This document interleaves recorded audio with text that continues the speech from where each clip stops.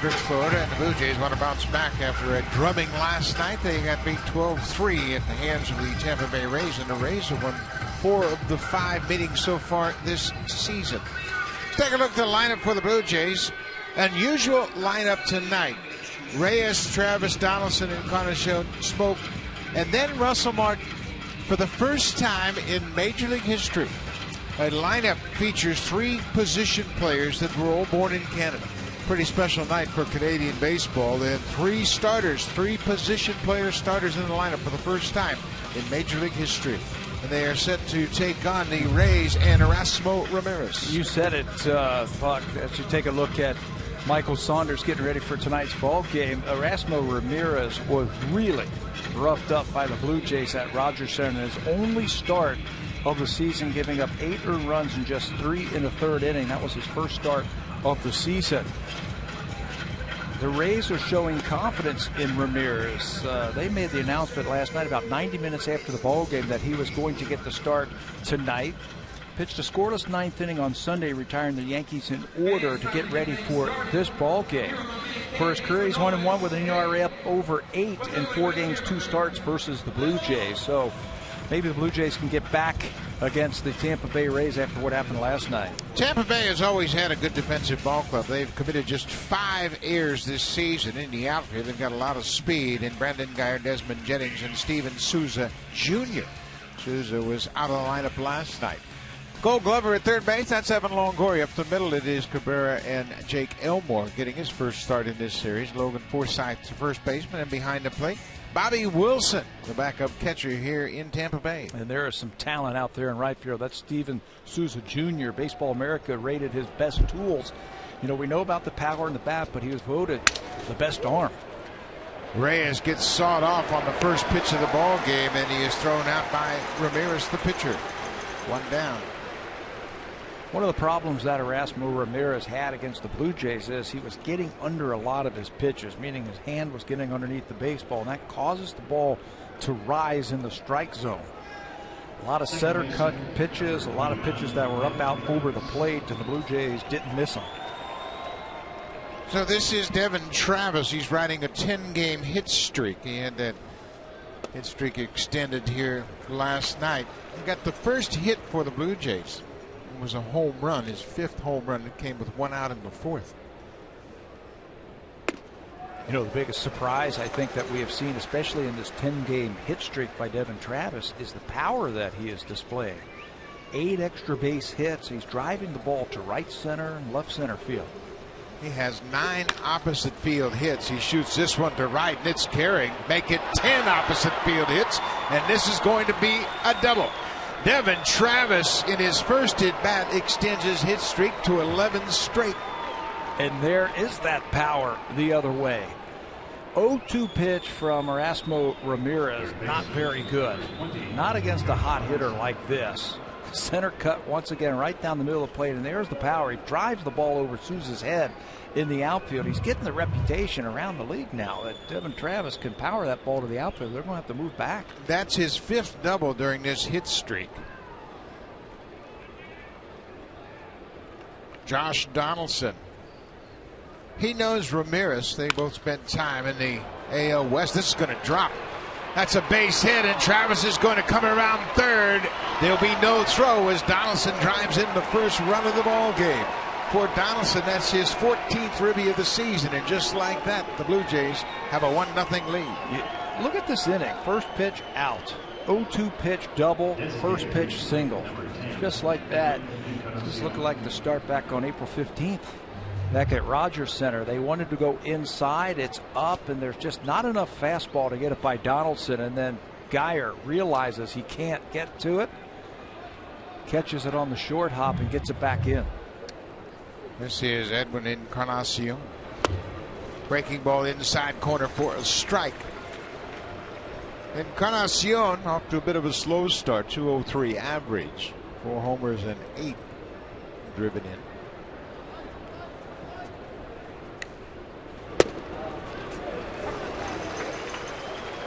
A 1-2.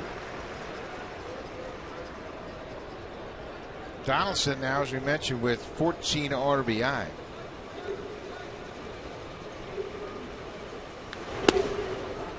Now this is an illustration of the shift with 2 strikes where Tampa Bay is not moving that second baseman back to the right side of the second. I'm surprised also, Buck, because here he goes now, the second baseman. Edwin got a base hit to right field his first time up in last night's ball game with 2 strikes. This is popped up over near the Rays dugout. Forsythe, the first baseman, gets there and makes the catch. Boy, as infielders in this ballpark, you really have to focus on the baseball. I don't think Bobby Wilson, the catcher, saw that coming off the bat. Forsythe picked up on it right away.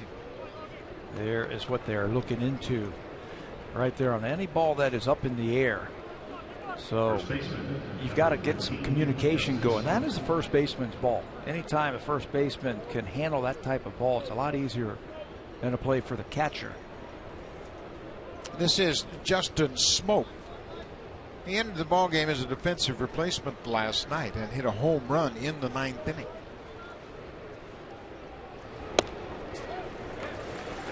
Smoak and Ramirez were teammates for 3 seasons in Seattle.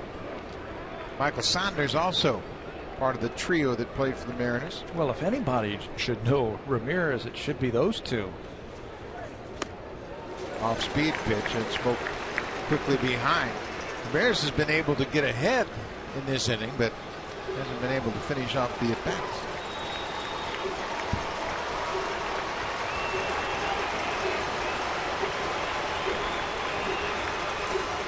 In the dirt, Bobby Wilson gets on it quickly.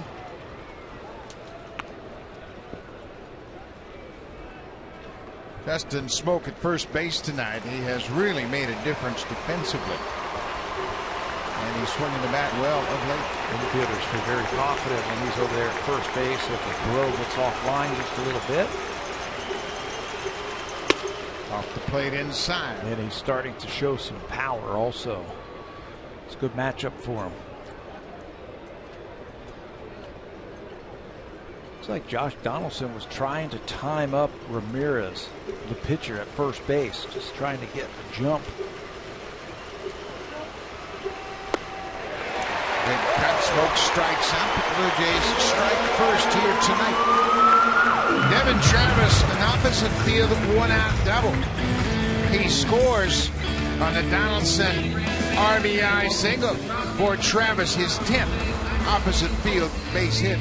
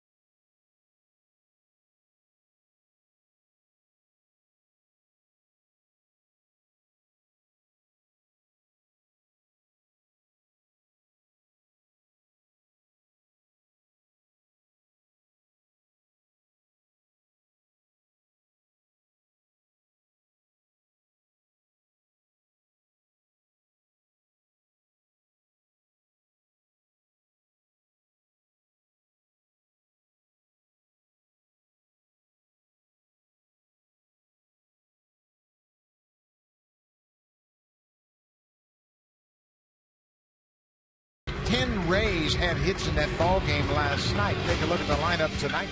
Brandon Guyer, top of the order. Steven Souza Jr. did not play in last night's game. He's second among Major League rookies with 4 home runs. Of course, the leader is Devin Travis. And then down in the order, in the 7th spot, Tim Beckham has hit well against the Blue Jays early on this season. He's 5 for 14 with a couple of home runs, and he should have had another home run. He was robbed by Kevin Pillar at Rogers Center. That terrific effort by Pillar took a home run away from Beckham. This is Daniel Norris for his 4th start of the season. He faced the Rays a couple of starts ago, pitched well, allowing just 2 earned runs on 2 hits in 5 innings. The Blue Jays are looking for Daniel to go a little bit deeper into the ballgame tonight.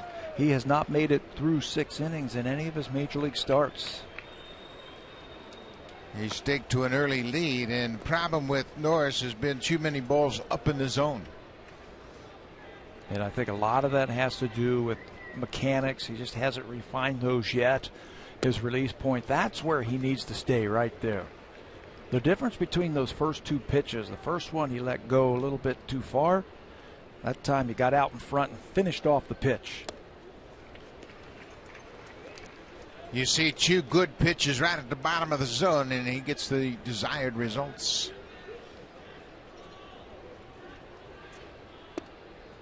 Pretty good pitch, missed the inside. Daniel Norris, like so many of these rookies on his team, just anxious to get into a groove. You see them all fighting themselves a little bit, and they just want to contribute. You know, I think Norris is going through something that we saw with Drew Hutchison last year. He really extended himself in spring training, trying to make the team.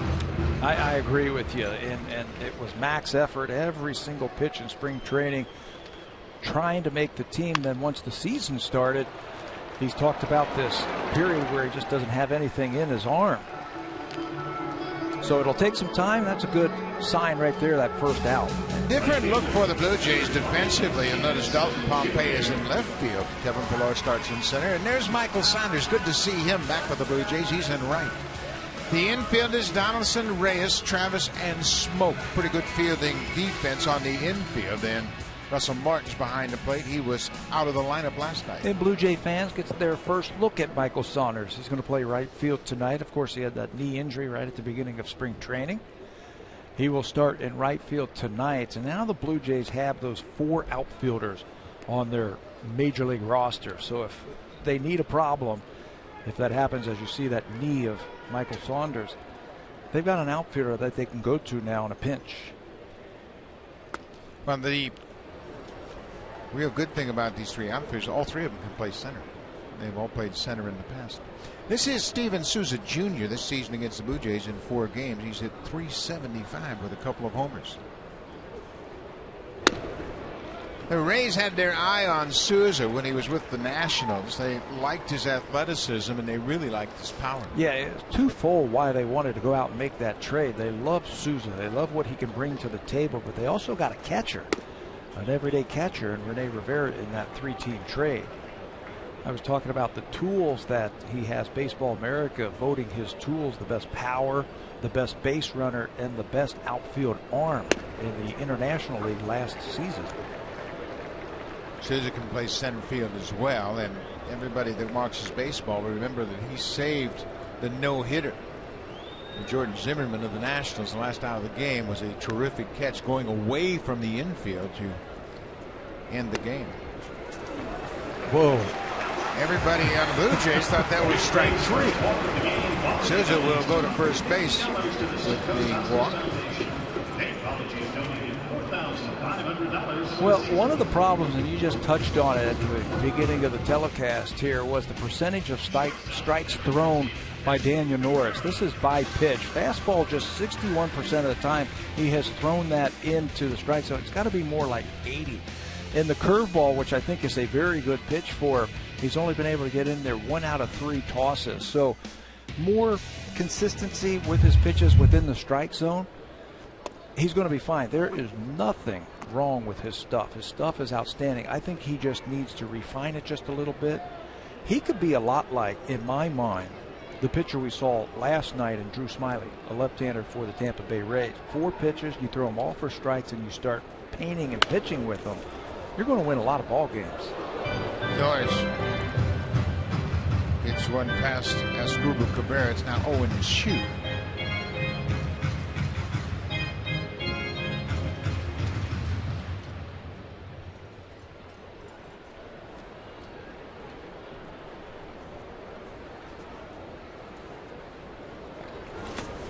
Curveball bounced in the dirt. Good job by Russell Martin, and he felt the effects of it. I'm not sure if that hit him in the throat or in the mask, but he was trying to shake it off. That breaking ball out in front of home plate, the most difficult ball for a catcher to block. You're not really sure where it's going to go.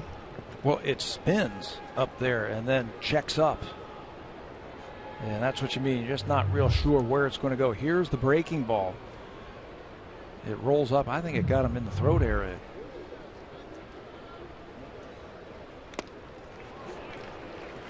Changeup, and Cabrera strikes out. Good sequence of pitches. Now Cabrera continues to slide against the Blue Jays. He's 1 for 22 so far this season. That was a good changeup. Watch this little cutting action on the changeup. See how it gets on top of that?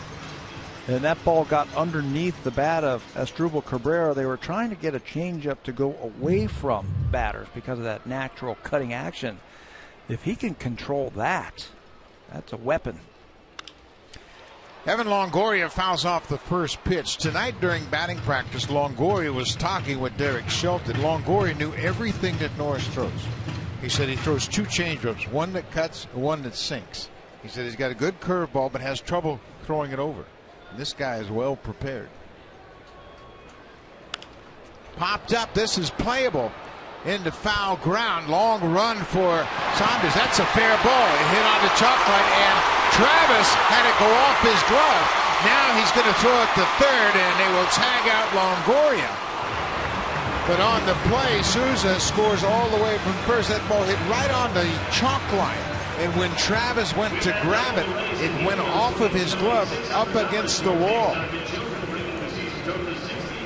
Longoria drops one on the foul line down the right field line. Watch Travis as he takes his eye off the ball and it goes off his glove. That allows Souza to score, and we're tied.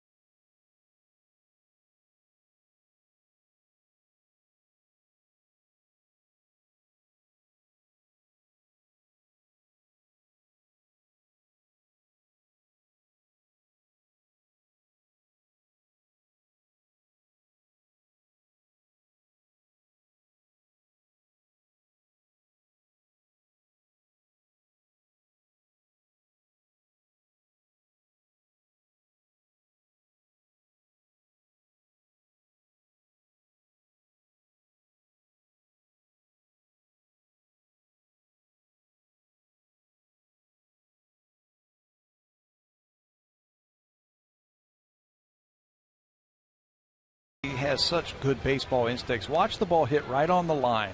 And he's thinking about home, but once he misses that, the baseball instincts inside him say, the only play I'm going to have is at third. So he spins all the way around and throws a strike to Donaldson to get Longoria at third base. What a comeback play by Devin Travis. A terrific effort. He recognized once he didn't field that bounding ball cleanly. The only play he had was to third, and he made the most of it. He ended the inning. So it's a 1-1 ball game. Russell Martin, as we mentioned, did not play last night. With Dickey on the mound, Josh Tolley was behind the plate.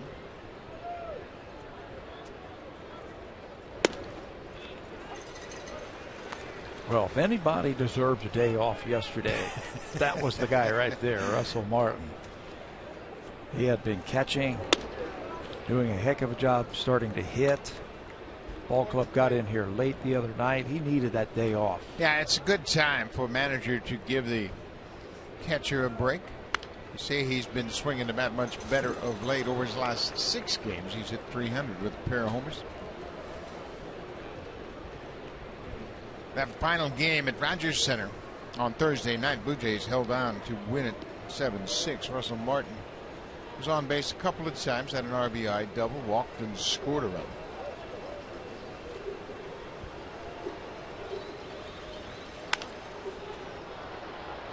Martin's just starting to get into the swing of things. As we mentioned, over his last 6 games, things are starting to click for him offensively. Pitchers for the month of April are, for the most part, going to be ahead of all the batters, I think. And the good ones, as that ball looked like it might have been fouled off. Yeah, Rivera wasn't sure. Or Bobby Wilson, excuse me, he's behind the plate tonight. He didn't necessarily think it was a foul ball. He went after that ball as if he thought it was a check swing, and the ball got away from him. Now Gibbons is out of the dugout to check with Jerry Meals, the home plate umpire.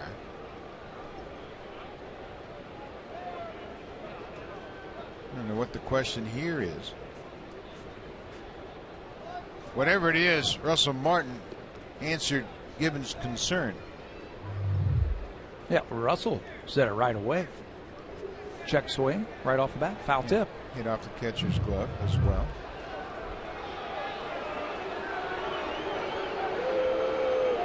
And now Gibbons is back out again to talk to Jerry Meals. The only thing I can think is maybe Gibbons felt like Wilson had interfered with the swing and it was catcher's interference, but Russell Martin doesn't seem to have any of those thoughts.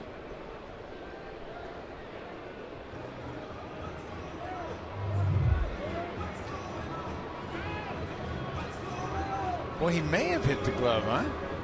I mean, that overhead look. Yeah, he may have hit the glove, and like it's interesting that Russell didn't contribute to that. Now they're going to have a conference about it. Jerry Meals has called in the other three umpires, and they'll talk it over. Meals is the crew chief and the home plate umpire in this umpiring crew. One more time, tight center. Watch the glove.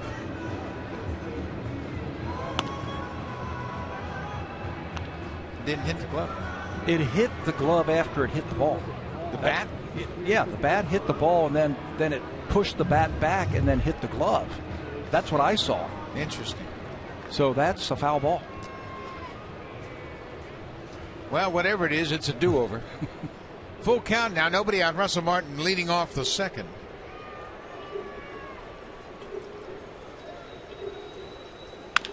Bouncing ball. Fielded it short by Cabrera. One down.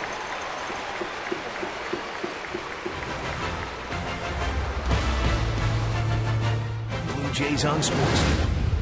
Presented by the 2015 Honda CR-V, Motor Trend's 2015 Sport Utility of the Year.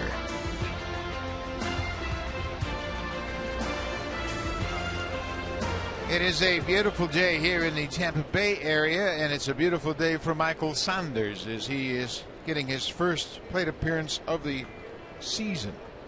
Just added to the roster last night after the game. That'll wait, come out swinging. I like that. Michael injured his knee before the start of spring training. He was working out, getting some hitting in at the Bobby Maddox complex. Stepped on a sprinkler and tore a cartilage in his left knee. You can see he's wearing that brace on the knee. He had surgery and missed the entire spring. He was really devastated when it happened. Yeah. He was so pumped up about being with the Blue Jays.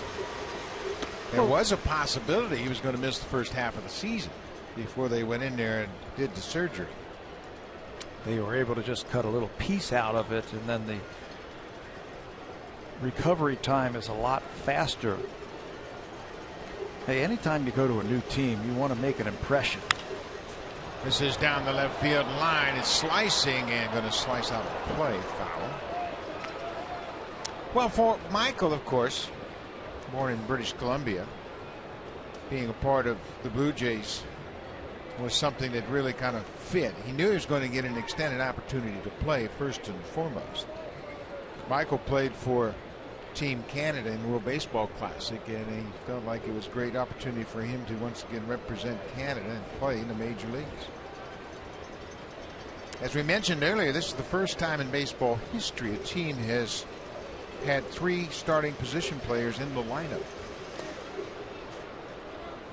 And it just speaks volumes about the progress of amateur baseball in Canada and how all of these young players are coming through the amateur system. It's not the first time that there have been 3 Canadians in a lineup. In fact, our buddy Joe Siddle was one of the guys who, for the Expos, making that up, but it is the first time there are 3 position players from Canada in the starting lineup. Of course, Russell Martin, Michael Saunders, and Dalton Pompey, all Canadians, and they're in the starting lineup tonight. Full count to Michael Saunders. Ball 4, what a good at bat. He was behind and worked the walk. Saunders told me earlier, he said, I've been waiting all year to get out of Florida and I get activated, and here I am in St. Pete. Hey, it's a short ride. You don't have to get on a plane, right? He'll be going to Boston next. 1-1 ball game. Both clubs scored a run in the first inning. This is Kevin Pillar. He's playing center field tonight.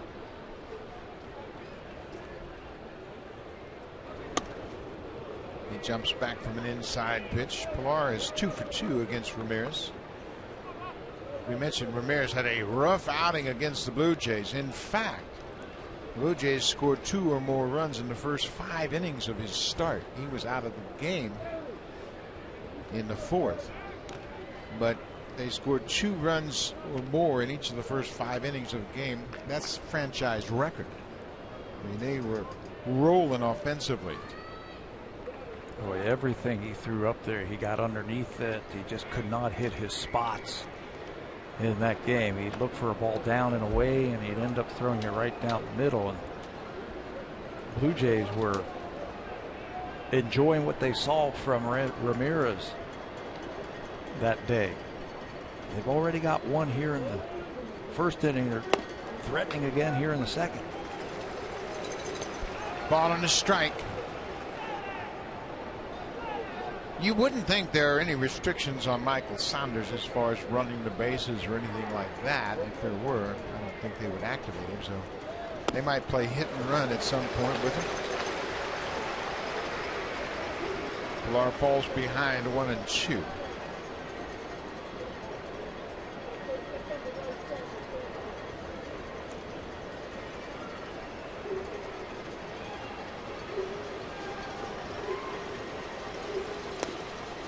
Dirt. You know, the Blue Jays, you look at a lot of their hitters' numbers and they really aren't where you would expect them to be. But one thing that's kind of interesting about the start of the season, this is the 15th game they've played against American League East rivals. And these pitchers they've been facing know an awful lot about how you attack the Blue Jay hitters. And it's not surprising that Devin Travis and Josh Donaldson, 2 newcomers to the Blue Jays lineup, are off to good starts. The guys who have tons of experience against the pitchers from the American League East, they know all about it. And this is a right-handed dominated team, really. If you come right down to it, this is why Michael Saunders is going to help. As a right-handed dominated team offensively, look at all the right-handed stud pitchers that they have run into early. It's a little looper behind second base. The shortstop Cabrera makes the catch and Pillar's retained.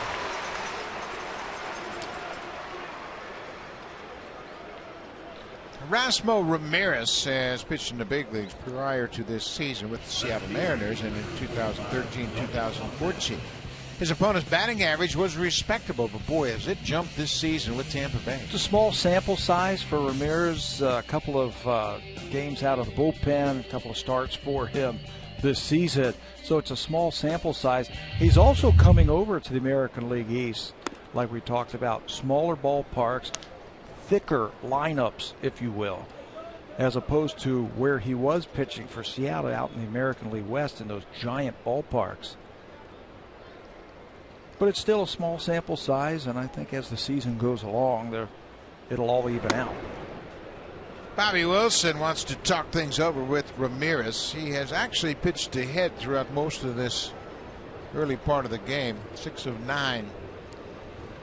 First pitch strikes, first time through the batting order, but Wilson said, you know what, number 9 batter, we got to be aggressive here with 2 outs. We don't want to turn this lineup over. And who should be thinking fastball right down the middle right now? Dalton Pompey. And let's say, how far can I hit this ball? Let me take an aggressive swing here. He had a good swing, but popped it up on the infield. Longoria, the third baseman, calling for it and catches it right near the mound. That'll end the inning. Blue Jays leave a base runner We'll go to the bottom of the second. Desmond Jennings will lead things off when we come back.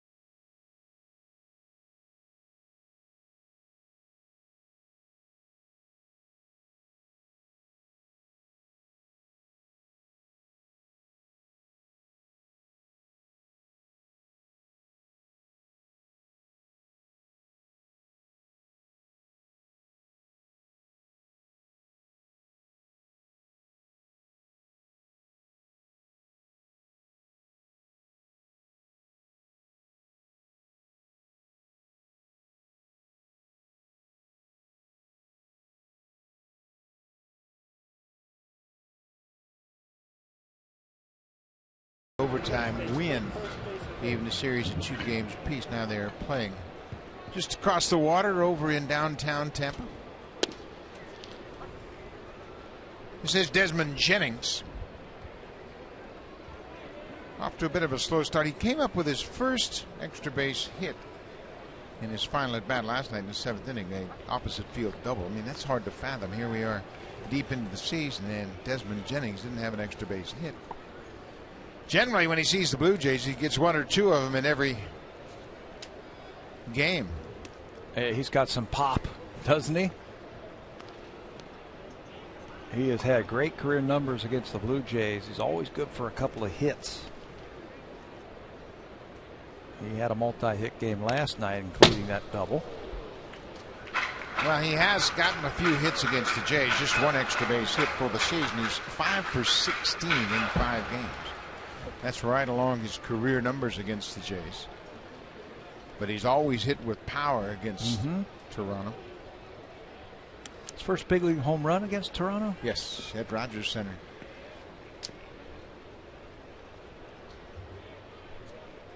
Kevin Cash likes him down in the order. I think he has RBI capabilities. Joe Madden liked him at the top of the order, wanted to see if he could become a leadoff man. And you've seen this before. Sometimes you put a guy in the leadoff spot and he thinks about walking, and he loses his aggressiveness. He tries to act like an on-base guy, right? Yeah. Or a leadoff guy. You put him down the order, swing away. There's a breaking ball base hit for Desmond Jennings, and that's his 6th hit against the Blue Jays. Connect with the Blue Jays night is Tuesday, May 5th as the Jays take on the Yankees at 7:07, presented by Honda. First 15,000 fans will receive a Blue Jays and 1 Love TO Come Together t-shirt. Go to BlueJays.com for more details. Buck? Thank you very much, Barry. The Blue Jays will return to Rogers Center, and the Yankees and the Red Sox will be there for a 6-game homestand. First the Yankees, 4th through the 6th, and then after Thursday off day. The Red Sox are in town for the first time, 8, 9, and 10 of May. So make sure you get your tickets. Should be a good homestand. This is Logan Forsythe.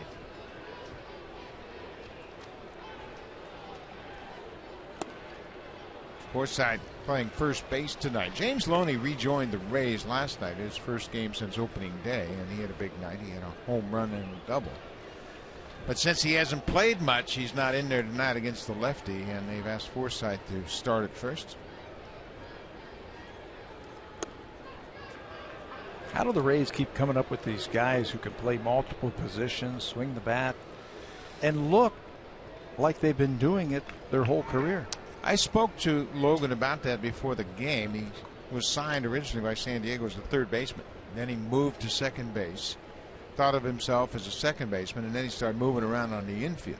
Now he can play everywhere. He also has played in the outfield, and I said that's a trend nowadays because teams have to take 12 and 13 pitchers. So you better have guys who can play multiple positions, and not just infielders who can play different infield positions. They have to play the outfield. Second walk of the night is issued to Forsythe, and it's the first 2 reach here in the second. Russell Martin just getting to know these young pitchers and these pitchers in general. This is his first season with the Blue Jays, and you can do all the work you want to in spring training, but until you get into the regular season, you really don't know how pitchers are going to handle things during the course of their starts. Well, think about it. Think about Russell starts the game, and what do the managers like to do, especially early on in spring training? Play 3 innings, maybe get 2 at bats. Might be 4 innings. Then you start bringing in your relievers. You take them out. You bring in the relievers. You don't get a chance to catch them, and it's a lot different catching in the games as opposed to catching bullpens.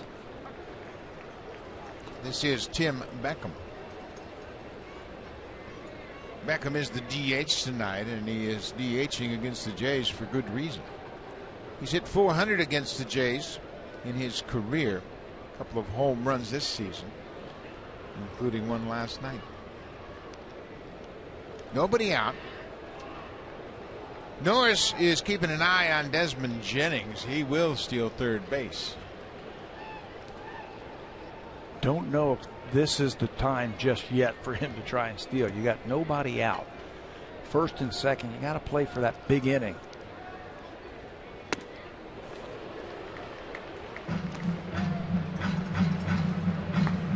Beckham is a former first overall pick in the draft by Tampa Bay, and they have waited a while for him to really put it together, but it looks like he's finally starting to figure things out. Came up as a shortstop. They tried him in different positions. The bats has taken its time. He's had some injuries in his minor league career that has curtailed his development. Good pitch. Well, he found that inside corner, and you saw all those pitches are right on the edges of the plate. Strikeout for Norris, first out of the inning. Number 10, Jake Elmore. I think they finally got that scouting report against Tim Beckham that he can hit the breaking ball. He's hit breaking balls out of here for the home runs against the Blue Jays. This time he cuts that fastball and freezes him right on the corner. Punched out by Jerry Meal. That's a big out. Now you might see Jennings try and steal third. With one out here, you try to get to third base with less than 2 outs where you can score on a sacrifice fly. So you got to get a little bit closer. And you see Devin Travis out there getting a little bit closer to the bag.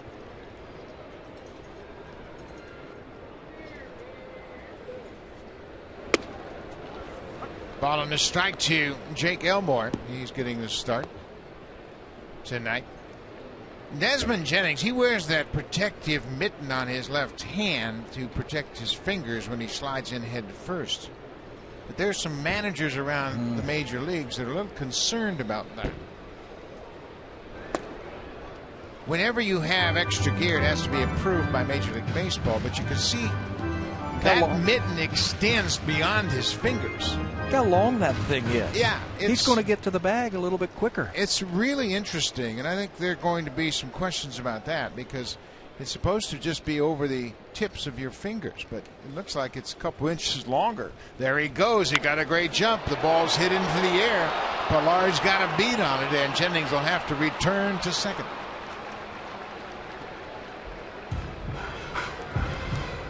So now they're 2 down after a strikeout and a flyout. Number 46, Bobby Wilson. This is Bobby Wilson. He gets the start behind the plate tonight. All right, now there's 2 outs. We just saw the runners take off. trying to get into scoring position with less than 2 outs. Well, now you have 2 outs. You got the number 9 hitter at the plate. Concentrate on him. Don't spend too much time worrying about that runner at second base. That's a great point. More than likely, John Gibbons is going to hold the left side of the infield in their defensive positions. They probably won't even cover third.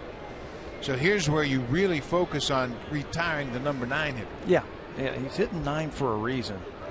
And the infielders have to move back just a little bit. They're not in double play position. Don't worry about the runners. If you get this guy right here, what they do means nothing.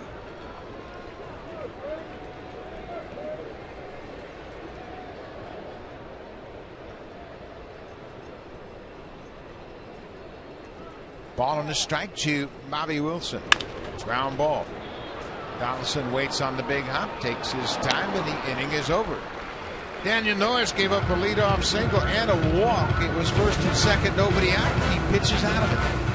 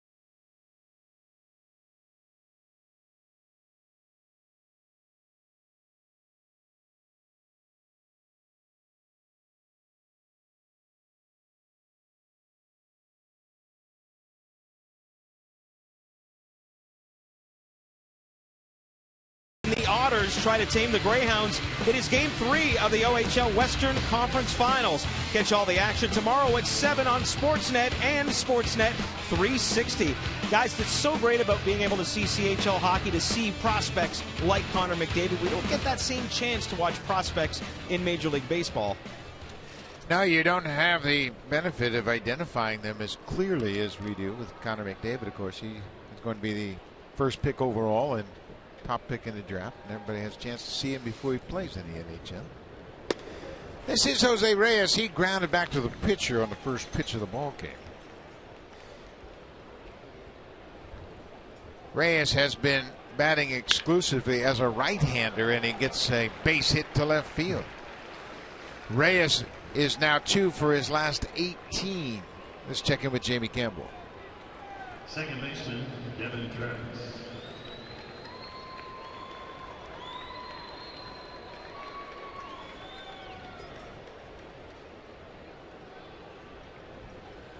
Yeah, things haven't gone well for Washington. Steven Strasburg gave up the runs today. 6 innings, 8 hits, 4 earned runs charged to Strasburg, and his ERA after that start, 4.88. And they're 7-11. Yeah. Washington 7-11. But you know what? It's April. What are we, 18 games into the season? Yeah. Come on. It's a long, long season. They'll get rolling. Talk about rolling. Another base hit for Devin Travis to right field. Well, he's doing a good job of using the whole field, and Travis is already 2 for 2 tonight. I know his swing looks like he's going to right field, but I had a feeling like he was trying to shoot that ball the other way. Ramirez misses his spot. He wanted that ball in, but it ended up away, and there's a gigantic hole on the right side of the infield. Why not take advantage of it? Devin does, and he just continues to impress. That 11-game hit streak was extended in his first at-bat. Josh Donaldson, he has an RBI single already.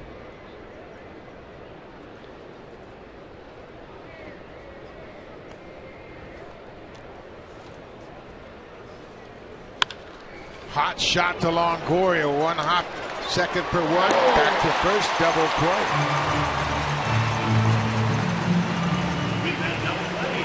Boy, Evan Longoria, he really is calm and cool down at third base. That was hit right to his feet on one hop, and he took his time to start the double play. Sometimes the game of baseball just isn't fair. You get a good pitch, you hit it hard, but you hit it right at the Gold Glover, and he snares it to start going around the horn for the double play. Josh Donaldson did everything right. He just doesn't have anything to show for it on that at bat. So the double play pushes Reyes to third base, but now there are 2 outs for Edwin Encarnacion. Devin Travis has been getting beat up on double plays, and he got a little payback on that hard slide at second. He was like all over Jake Elmore at second base, but Elmore was able to complete the double play. Yeah, for as hard as that ball was hit by Donaldson, he got in there at second base. Travis went in hard against Elmore. A little bit of payback. One more time. Here's the throw. Watch him get into his legs. That's what you want to do as a runner. Get into the legs right there and try and disrupt that throw. Now he's getting some attention from George Poulos. That one is hit hard but foul. The thing about that slide from Travis, he kept his feet down. He was able to take the legs out from the second baseman, but he didn't get the spikes up. Guys don't care how hard you slide as long as you keep your feet down and slide in hard and try to break up the double play. Encarnacion strikes out, so a promising start to the inning ends up with nothing as the Blue Jays leave a base runner. We head to the bottom of the third. It's a 1-1 game.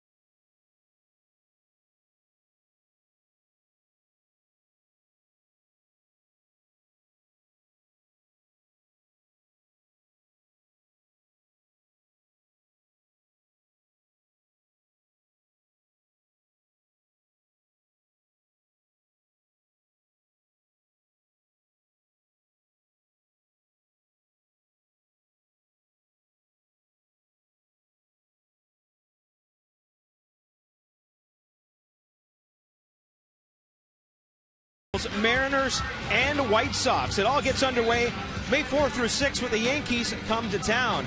And Buck, our Twitter question tonight comes from @Steve Wallow, who wants to know if rehabbing pitcher Jeff Hoffman could wind up with the Blue Jays this year, considering he spent 3 years in college.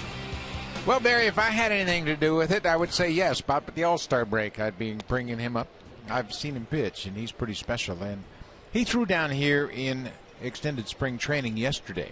And Alex Anthopoulos, the GM, and Tony LaCava, the assistant GM, went and watched him pitch. Brandon Geyer hits one in the air to center field. Kevin Pillar is coming in.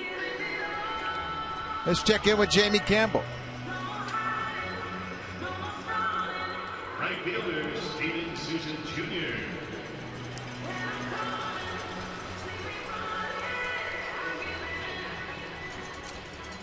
Well, Matt Harvey is off to a great start coming back from Tommy John surgery, and he is really throwing the ball well, and he has led these Mets 8 2/3 today for Matt Harvey.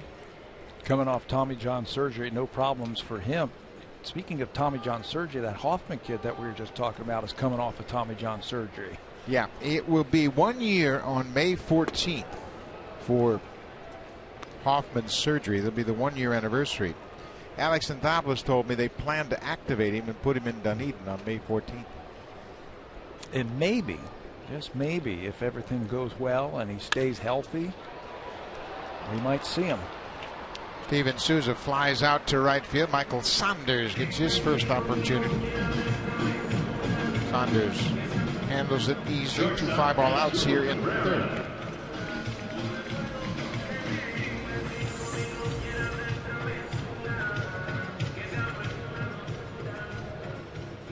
You just think that if Daniel Norris could have a couple of quick innings, that he would really get into a rhythm and have the ability to rack up some innings here tonight. There's a ball driven to right, but foul. I think it's all about experience for Daniel. He's a young player. He's celebrating his 22nd birthday today, and he gets to pitch on his birthday. But experience-wise, he doesn't have a lot of innings in the minor leagues. His experience now, he's going to finish off his development at the major league level. I think if he gets the experience and gets the innings under control, there's no doubt his talent is outstanding. That's a foul ball. Last year, across 3 different levels in the minor leagues, Daniel threw 124 2/3 innings. He was 12-2 with a 253 earned run average. But that was the first year that everything came together. They had to rebuild his delivery once he got into pro ball. But to his credit, he was very patient and very receptive to all the changes. Yeah, and he knew he had to do something to get better. You know, and I talk about experience in innings. Pat Hankin, I was talking to him the last time we were home. He said, I had 5 years in the minor leagues where I threw 150 innings. That's experience. So when he was ready to come to the big leagues, he'd seen it all in the minor leagues. The difference with Pat Henkin was, at that time he was in the minor leagues, the Blue Jays were loaded. Their big league pitching staff was loaded, so there was no reason to even think about moving Henkin along. They could allow him to develop. It's a different case right now. Yeah, and he did develop. And when he got to the big leagues, he had seen it all, and he was a polished pitcher. And I think you'll see the same thing eventually from Daniels. The more innings he can pitch, the more experience he can gain here in the big leagues. Tap toward third. Donaldson bare hands and throws to first. They say Smoke was off the bag. It took Smoke to the inside of the bag. He handled it flawlessly as he just drifted with the throw. Donaldson made a good grab of the ball, but the ball sails on him. Once the footwork around first, as Smoke had to go into foul territory. That's a tough play always for a first baseman. You see that ball tailing a little bit, you've got to shift to the inside of the bag, and you just hope that you can get through the bag and into foul territory before that runner gets there. It's a base hit for Cabrera. There's a line drive. That's going to drop in front of Pompey. Longoria is 2 for 2. Let me tell you something subtly about that Smoke play at first base. He came off the bag not really concerned about recording an out, because if that ball gets by him, Cabrera's at second and he scores on the base hit. Yeah, he's in scoring position for the middle of that lineup. You try as a first baseman to keep your foot on that base, but remember, he's a left-handed throwing first baseman. He's got to go across his body. That ball is tailing, and that's going to go down the right field line if he doesn't catch it. Cabrera is going to end up at second for sure, maybe even third, and he scores on the Longoria base hit. So Norris now can get out of it by retiring Desmond Jennings.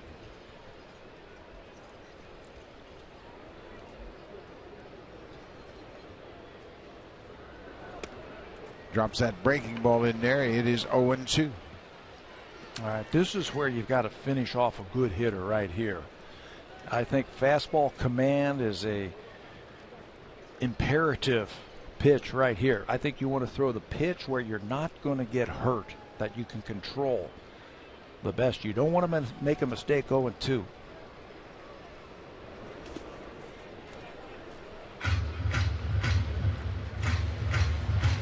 Tampa Bay came into this game batting 185 with runners in scoring position in 2 outs. That's last in the American League. And they had started hot, hitting everything. Kevin Cash is getting his lineup card together. So far tonight, Tampa Bay overall is 0 for 3 with runners in scoring position.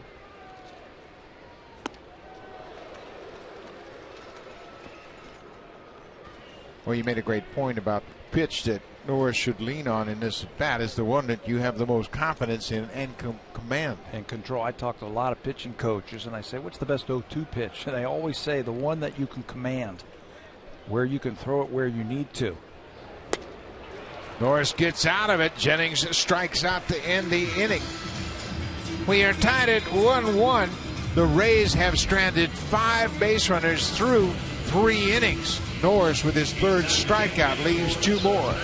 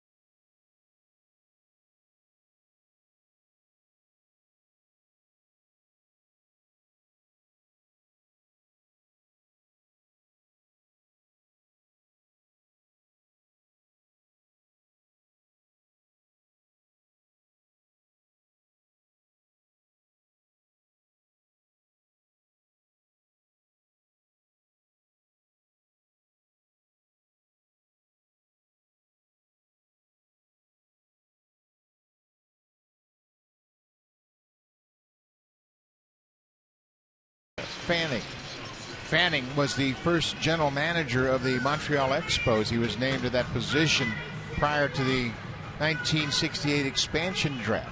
He later on became the director of scouting and would eventually be named the manager of the Expos in 81 and 82. He was inducted into the Canadian Baseball Hall of Fame in 2000, and the Blue Jays honored him in 2009 before a baseball game and a pregame ceremony for his 60 years in baseball. Sad day for baseball, the passing of Jim Fanning. He was also the manager of the team, right? When 81 and 82. Their only playoff appearance. Yep. You know, you and I talk about and marvel about all the great players that the Expos had back then coming through their farm system. He was the guy that got him there, didn't he? Yeah, he sure was. He was the general manager, as we mentioned, in the early days, and then became the director of scouting. And he did a lot. He became a Canadian citizen in 2012 on this date. And it's kind of ironic. And baseball is unique in some of the things that play out. Today is a historic day in the annals of baseball in Canada because they're starting 3 position players in a major league game for the first time. That would put a smile on Jim Fanning's face for sure. He was a amateur ambassador for the Blue Jays, amateur baseball in Canada. Smoke taps it to the first baseman. 1 down. Jim Fanning was also born in Chicago, and he realized his dream of playing in the big leagues. He played in 64 games as a catcher for the Cubs over the course of the 54, 55, 56, and 57 seasons. So he got his day in the sunshine as well. One down. This is Russell Martin. Martin grounded out to shortstop his first time up. It's a 1-1 ball game. I mentioned that the Rays had stranded 5. They've actually only stranded 4 as Devin Travis threw out Evan Longoria to end the bottom of the first. Threw him out at third.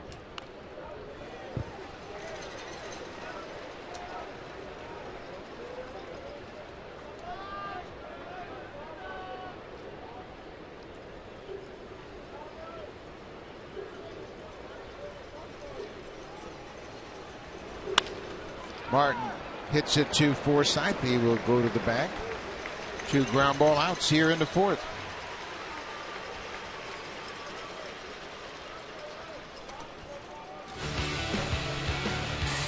The DIY Expert Sale, only at Home Building Center and Home Hardware Building Center. Homeowners helping homeowners with expert advice.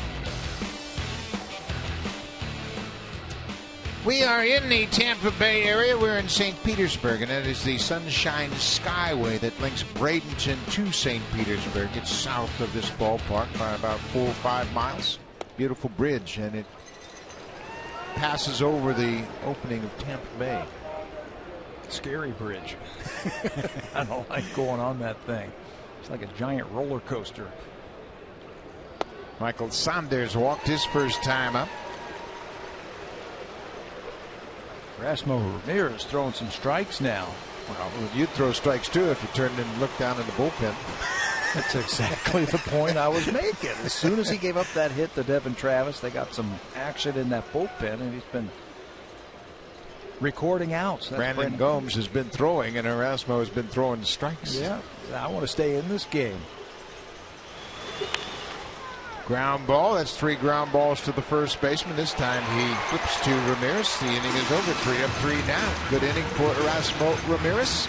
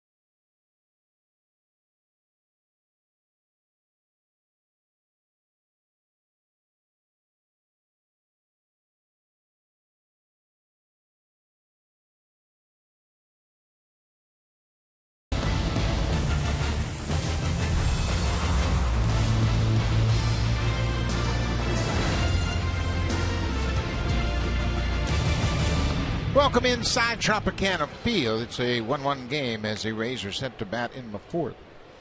Daniel Norris has been able to pitch out of a couple of jams. He stranded a pair of runners on base in the 2nd and the 3rd inning. First pitch swinging is Logan Forsythe. He hits it all the way to the wall in right, but that's an out. Norris is making some quality pitches early on. Yeah, he got 2 quick outs last inning and then ran into some trouble, a couple of base hits, but then pitched out of that just to keep that pitch total down so he can get a little bit deeper into this ball game. I like how he is attacking with the fastball early in the count. Just keep the ball down and make a good pitch with that fastball, entice them to swing and have some early outs. Tim Beckham was called out on strikes his first time up. Beckham was the first pick in the 2008 draft.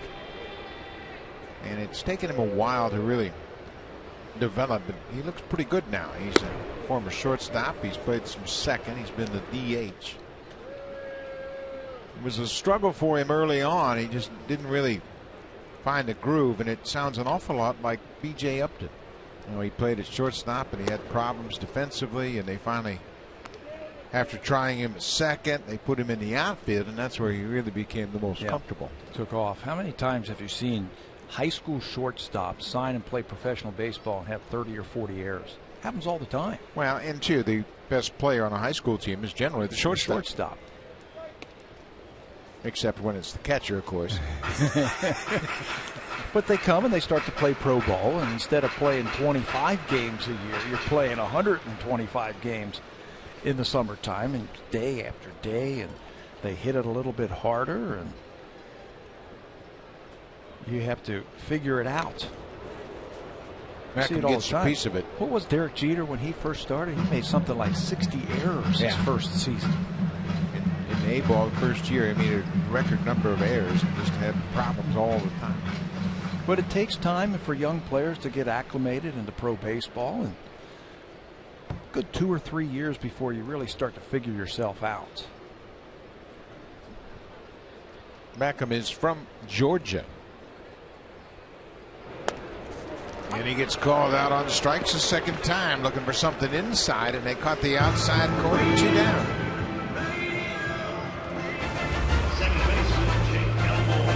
Blue Jays on Sports. Presented by the 2015 Honda CR-V, Motor Trend's 2015 Sport Utility of the Year.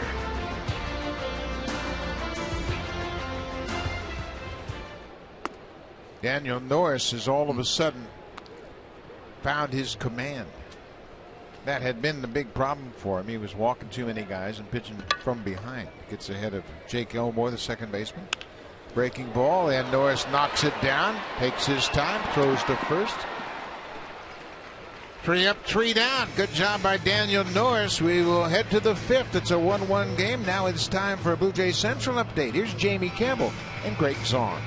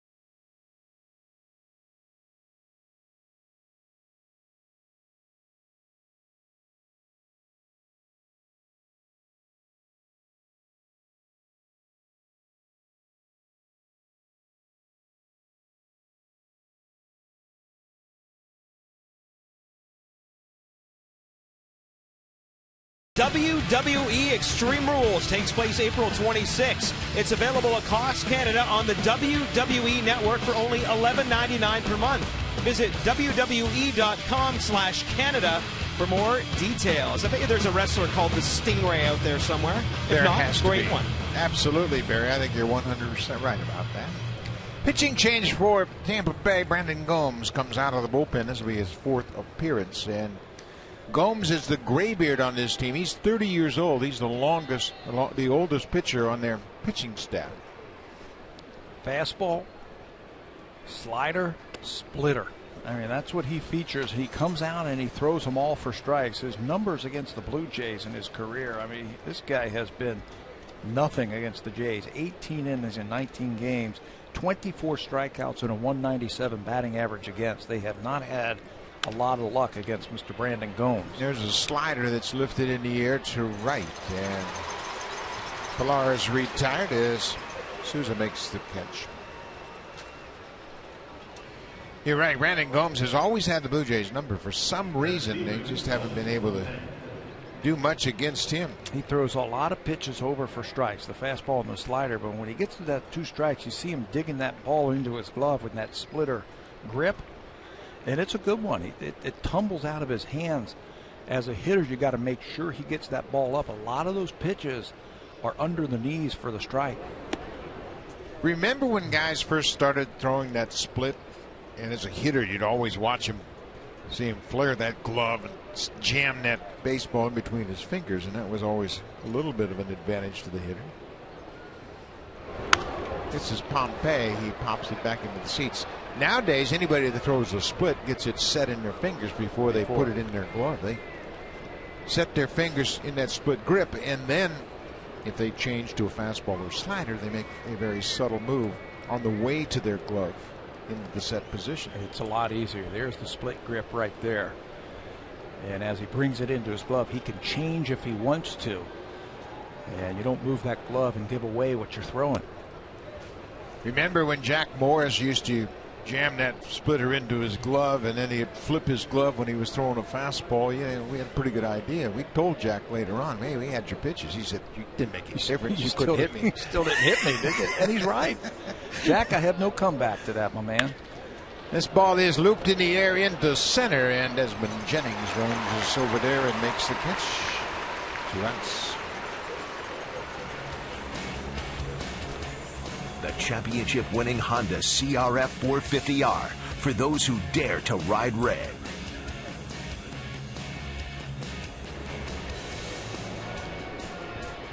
That is Tropicana Field. Just a couple of blocks from downtown St. Petersburg.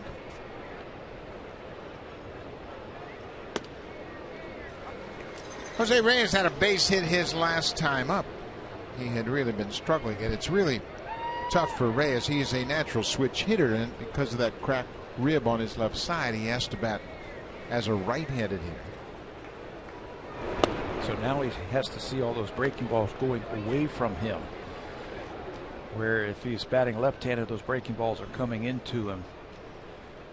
He is 2 for his last 18 after getting a hit in that last at bat, and that might be one of the problems. There's the breaking ball away. You can see he just couldn't stay on it. Not familiar with that ball going away from him. Well, and as a left-handed hitter, he really uses his hands well. He can take the barrel of that bat, take it right to the baseball, and that's certainly a good way to approach those breaking balls. Those hands that you were talking about, Brooke Jacoby, and he's been around a long time as a hitting coach in the major leagues, 7 years in the major leagues with the Reds. Said it's the fastest hands he's ever seen in Major League Baseball, especially from the left hand side of the batter's box. He is so quick. Got a little flare into the outfield, long run for Souza, and he gets there with a dive. We told you this outfield could go get him. Steven Souza has played center before. He saves a hit for Brandon Gomes. Souza made a catch like that to preserve the no-hitter for Jordan Zimmerman last year.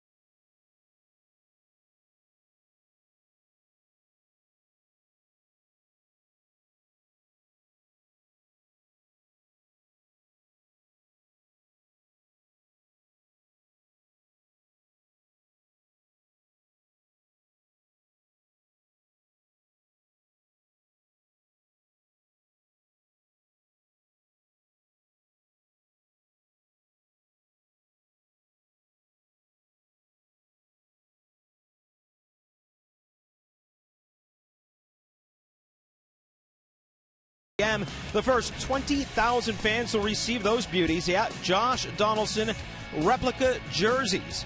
Go to BlueJays.com for more. And, Buck, those are very hot sellers right now, I'd imagine. You would think so, Barry. And Josh Donaldson, of course, a newcomer to Toronto. Dalton Pompey, what a nice play. Robs Bobby Wilson of an extra base hit. Pompey starting in left field tonight. Makes a good play in support of Daniel Norris. Been working on getting better jumps on the baseball, so he's positioned a little bit differently. His legs are a little bit spread so he can get a good jump on the ball. Well, he got a very good jump on that ball. Ran right through it, hauled it in for the first out. Playing left field tonight. Tim Laver will be happy about that. He's been working hard with Dalton Pompey to improve his routes to the baseball. One out, back to the top of the order. Brandon Geyer has grounded out and flied out 0 for 2 so far.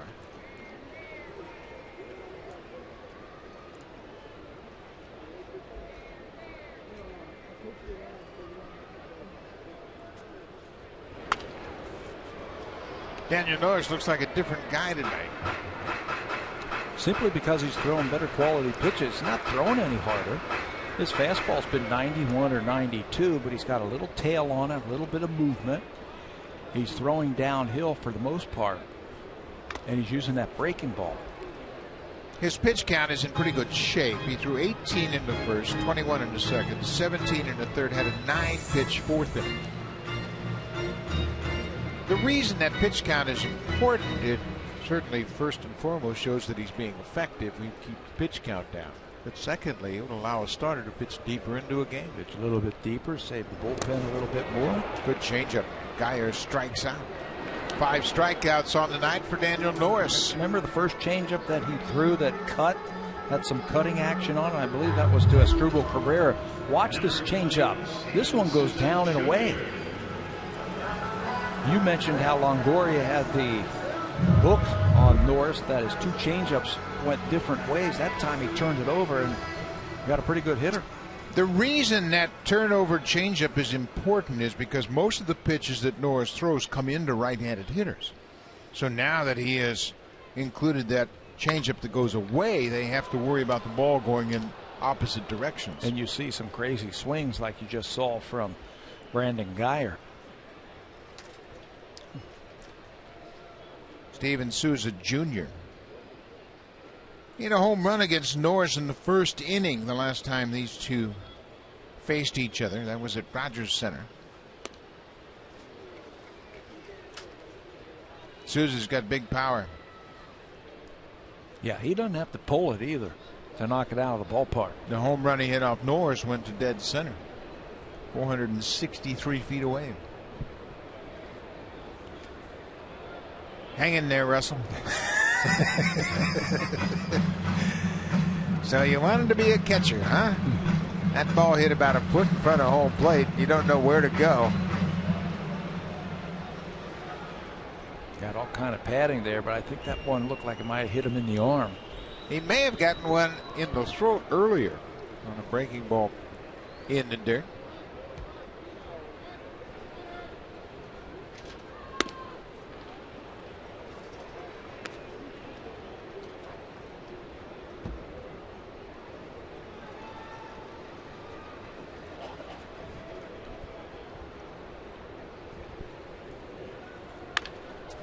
Ground ball. Smoke will race to the bag, and he wins the foot race. Souza may have stepped on Smoke, but Smoke retires the outfielder. They check to see if they're okay. Smoke makes another good defensive play. When we come back, Devin Travis has already gotten a couple of hits tonight. Travis has bumped his average to 397 and his hit streak to 11 straight.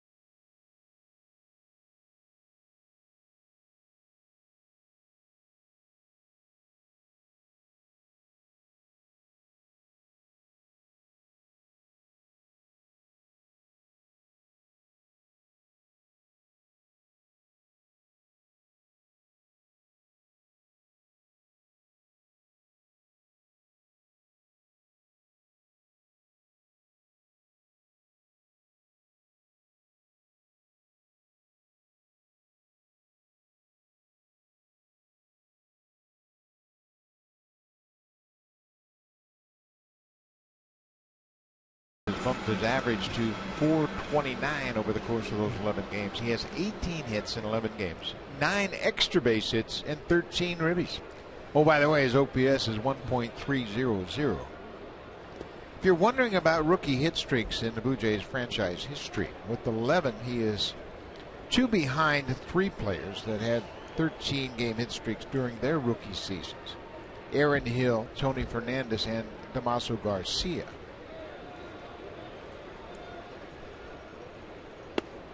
There are 2 players that have had 14-game hit streaks in franchise history as rookies: Sean Green in '95, Alfredo Griffin in '79.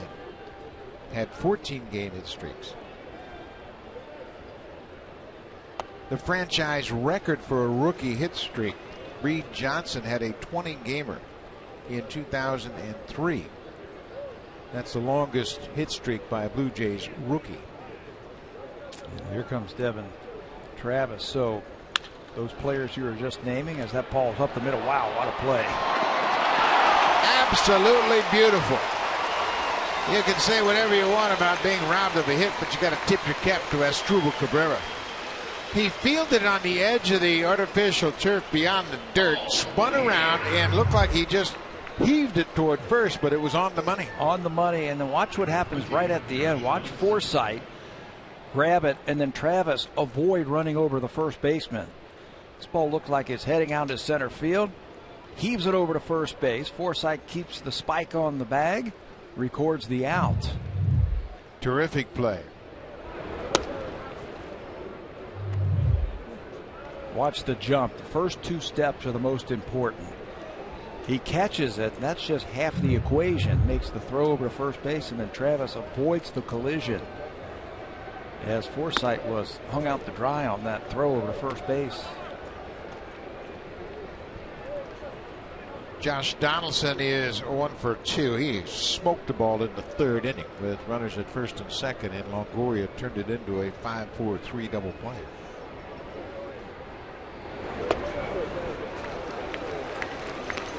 He unbuttoned that top button on his jersey and had a good hack at that last pitch. Right, he never gets cheated. He's an aggressive swinger. I call it controlled aggression. He can handle the breaking ball. He can lay back on that back leg for a long time.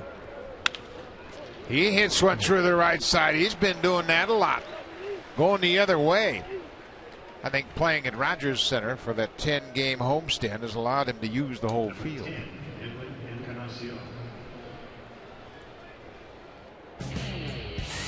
The DIY Expert Sale, only at Home Building Center and Home Hardware Building Center. Homeowners helping homeowners with expert advice.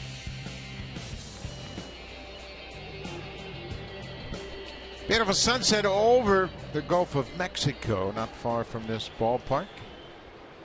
1 out, Edwin Encarnacion. Edwin's got 0 for 2. He has popped out and struck out. John Gibbons was talking about Double E before the ball game today, so he just hasn't run into that consistent approach just yet. His timing is just a little off. It's a lot like his April last year. He had a rough April last year, and everybody was wondering when it was going to come together for him. Well, he had a great May. He had a record-tying May with 16 home runs. You know, that's how power hitters are at times. They're just a click off. But once it gets together, watch out.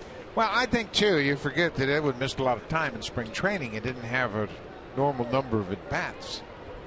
And as long and as boring as spring training is, that routine of getting regular at-bats is what you need as a foundation to start the season.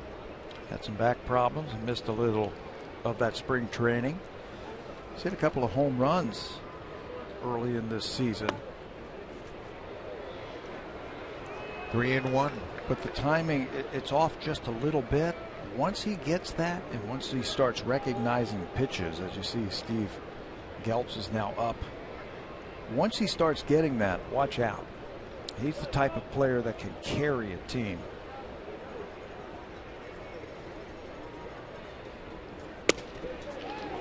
Tough pitch right on the corner. We mentioned the Blue Jays have played. This is their 15th game against American League East teams, and pitchers, they know how to pitch to Edwin. They have faced him a lot. They have ultimate respect for it. Rays have pitched him tough. 1 for 18 is what Edwin has hit against Tampa Bay so far this season. Full count, 1 out. Smoke will be next. There goes Donaldson. He's swinging his strikeout. Safe at second base. Donaldson slid around the tag. And Donaldson is telling Kevin Cash, I'm safe. Don't review it. He's taking a couple of steps out of the dugout to make sure. He's not going to take his word for it. Let's watch it one more time. Elmore swiped at the tag. This one should be pretty definitive right there. Yeah, I don't think he touched him. Yeah. Jordan Baker is the second base umpire. This overhead shot should give you an indication. It didn't appear to be any contact with the glove in Donaldson. And I think that's what Tampa Bay has decided, as they have waved off the challenge.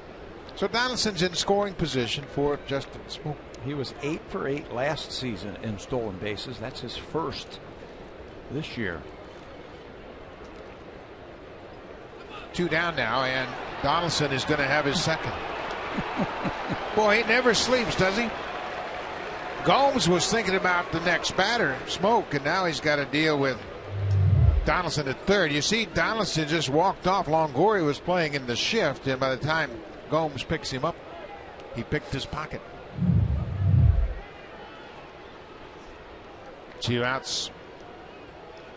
DeMarlo Hale, the bench coach for the Toronto Blue Jays, has a great description about Josh Donaldson. He says he's a risk taker, but he's a playmaker. And that's the risk that he takes right there. And he makes plays. He'll take the risk, but he always seems to make those plays. Now he can score on a wild pitch. And that ball was in the dirt. Take the extra 90 feet. But you have to be able to live with the consequences every once in a while of getting thrown out. But boy, oh boy, that'll put the defense on edge. Donaldson is walking down the third base line.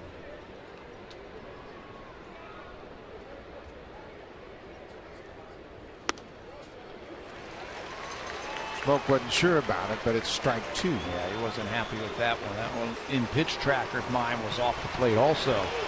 Justin Smoke hit a home run in the 9th inning last night. That snapped 16 consecutive scoreless innings by the Rays bullpen. There's that ball in the dirt. Bobby Wilson does a good job of playing it off his chest protector. And I've been watching Donaldson. The further away Longoria gets, the third baseman, the further down the line Josh Donaldson comes. He is almost halfway to home plate. Bobby Wilson is worried about him. He keeps looking out there. Watch him come down when Gomes gets set.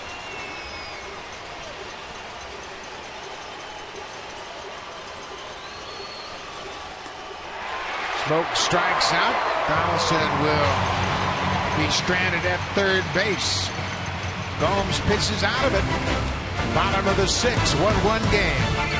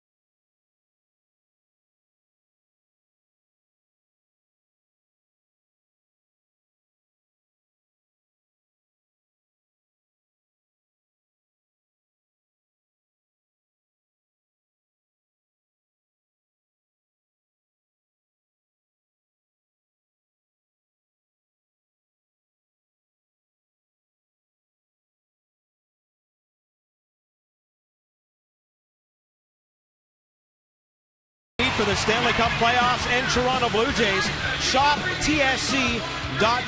Don't know about you, Buck, but on those cold days back in Toronto, I'd love nothing more than to do my shopping from the comfort of my own home. I don't necessarily shop. I buy. I walk in, buy something, and that's it. I don't like to shop. But that's a great way to do it, Barry. You can sit in the comfort of your own home and do all your shopping.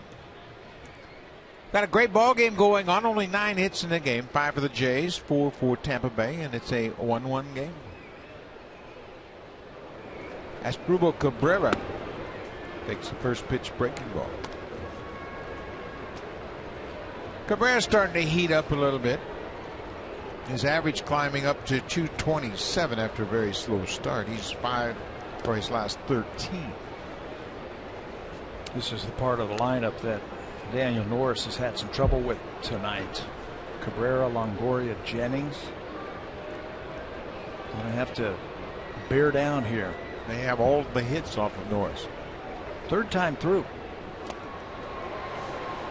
Well, Norris has plenty of weapons. There's no question about that. You know, oftentimes with a young pitcher, you'll say, well, you know, he's got a good fastball, but his breaking ball's a little iffy and he's inconsistent with his changeup. Well, Norris has fastball, breaking ball, curveball, and a slider, and 2 changeups. He's got plenty of weapons. And it's just a matter of time until he feels comfortable with all of them. Ground ball. Travis rights himself, throws in time. Another good defensive play by Devin Travis. Let's check in with Jamie Campbell. He's got an update for us. Number 3, Evan Longoria.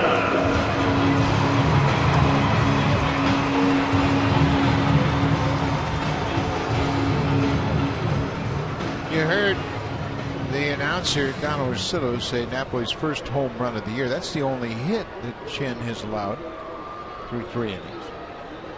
Justin Masterson on the mound for Boston. Blue Jays will go into Fenway Park, take on the Red Sox starting Monday night, 3-game series.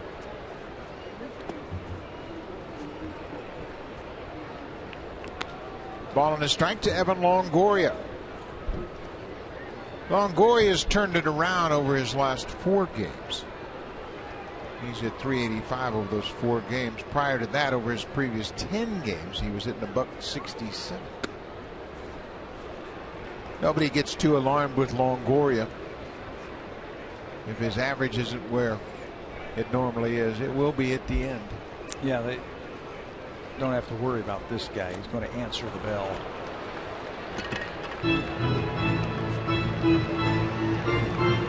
That's one of those changeups that Longoria had made note of. And that was the one that went down, not the one that cut.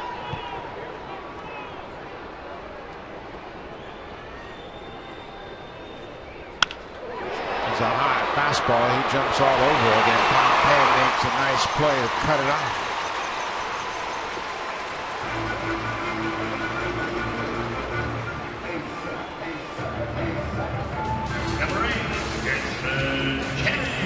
Championship-winning Honda CRF 450R for those who dare to ride red.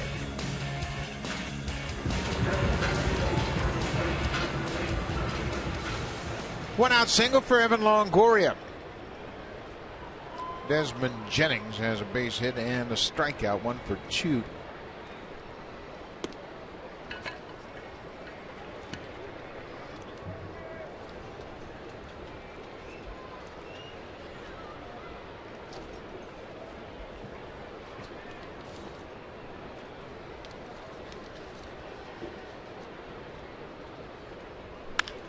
Breaking ball, that's going to slice into the seats out of play. You know, when you watch young pitchers, and if you're the pitching coach for the Blue Jays and you see this, you're seeing little steps. I think you want to see little steps with your young pitchers. Are they being able to do this? Are they following through with game plans and throwing on the side and things like that? Well, I think Pete Walker's got to be real happy from what he has seen tonight so far from Daniel Norris. Progress. That's all you look for. Just progress. Just get better and better with each start, and he's done that tonight. It's not going to come overnight, and he's not going to take giant steps, but just giant, small steps forward as Roberto Osuna picks up a baseball and starts to throw. And that's what you're going to see. Breaking ball, and Jennings is fooled badly as he strikes out on that curveball that throws the bat all the way past the third base coaching box. 6 strikeouts now for Norris. We mentioned Daniel Norris. This is his birthday. He's 22 years old, and here's a look at that wicked curveball, and Jennings gets fooled and has the bat tossed all the way to the wall. Norris is 22 today.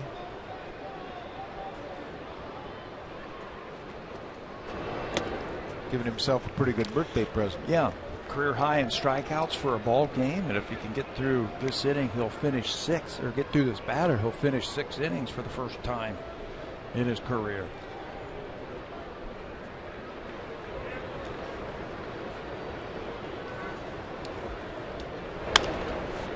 When you watch young pitchers and you watch them start to feel good about themselves, can't you just read their body language, the positive vibes that are coming from him? He looks very confident and very positive tonight.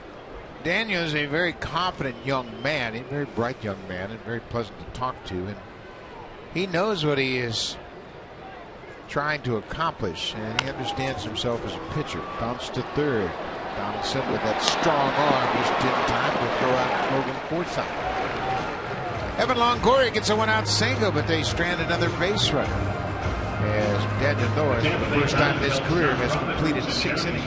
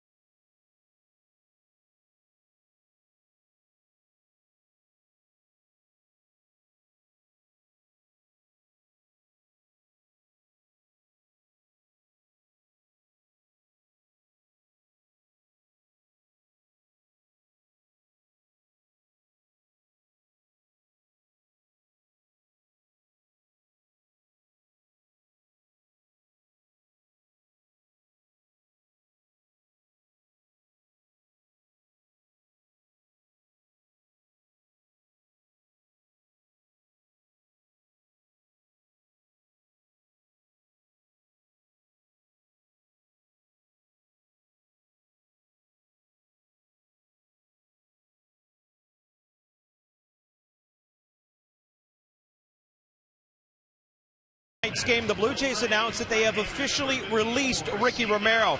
It's been a real tough go for him since he was an all-star, and Alex Anthopoulos said he just wasn't seeing enough progress from him here in Dunedin to show that he would have a chance to make it back to the team this year. Now, the Blue Jays are still on the hook for $7.75 million for this year, plus a $600,000 buyout for next season.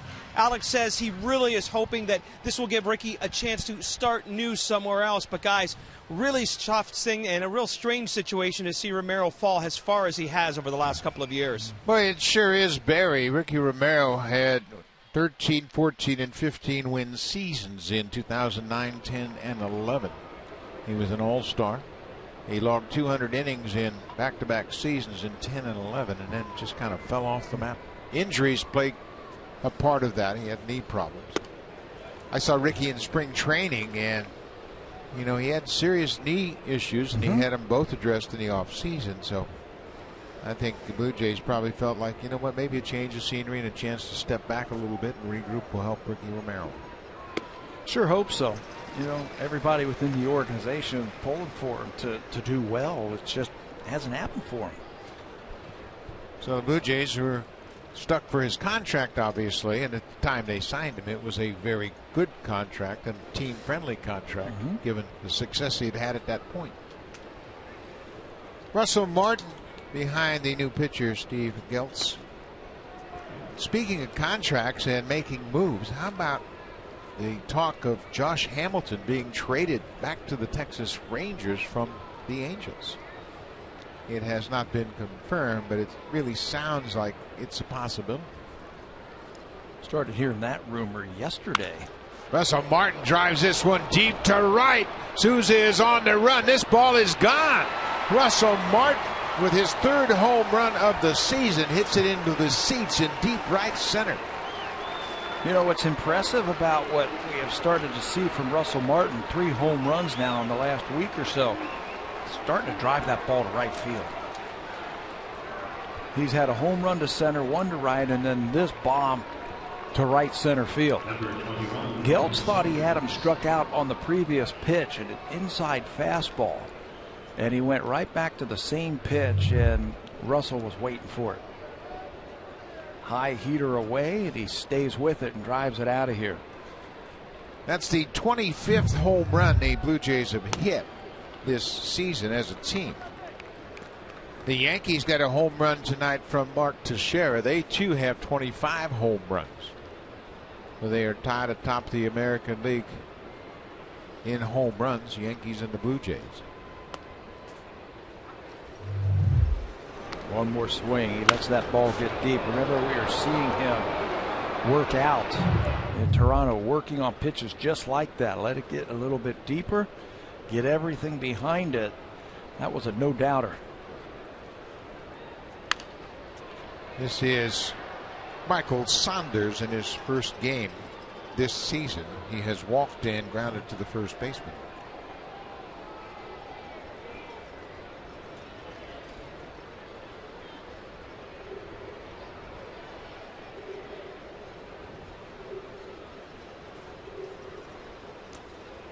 And breaking ball, and Saunders strikes out. Russell Martin now has 122 home runs, and that is the list of active home run hitters. Born in Canada, Justin Morneau leads the way, 239. Joey Votto's off to a great start in Cincinnati. He's got 169. Russell Martin now with 122. And Saunders and Brett Lawrie rounding out the top 5. Of course, Russell's home run here, and that's a fair ball. Pilar thought it was going to be foul, and he's caught standing at home plate.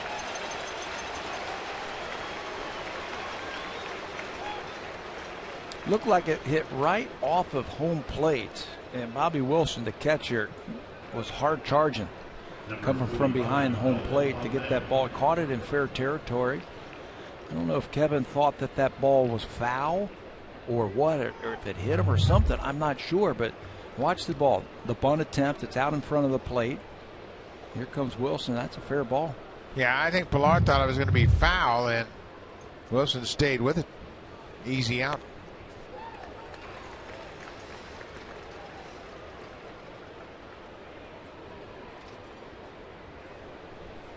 This is the number 9 hitter tonight. Dalton Pompey is playing in left field.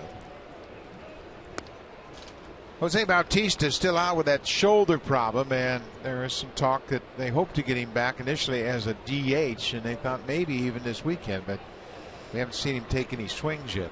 Yeah, just get him ready for Boston. He loves hitting in Fenway Park.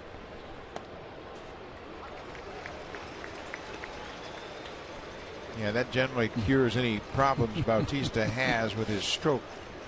A couple days at Fenway and everything is right again.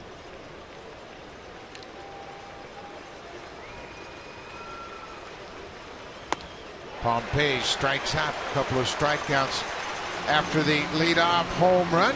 Russell Martin, his 3rd home run of the season, goes opposite field. Gives his pitcher Daniel Norris a 2-1 lead. Martin with 10 RBIs now.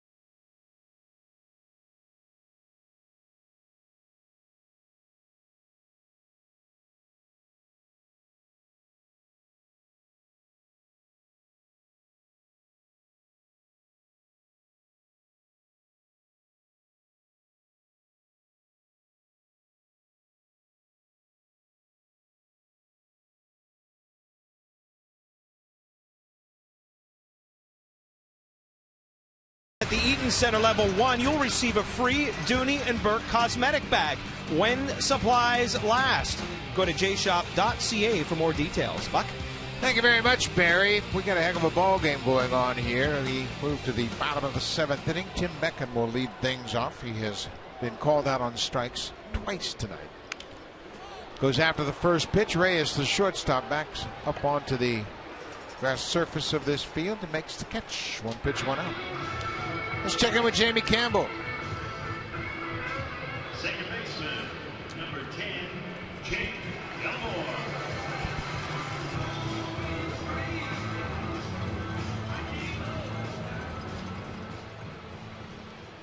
St. Louis is getting tremendous pitching. And then timely hitting, of course. That's a great combination. They got Wainwright going again tonight. Yeesh. Not good for the Brewers. Now, they have done a good job with that pitching staff. Off to a franchise record start. I believe they've allowed just 32 earned runs to this point.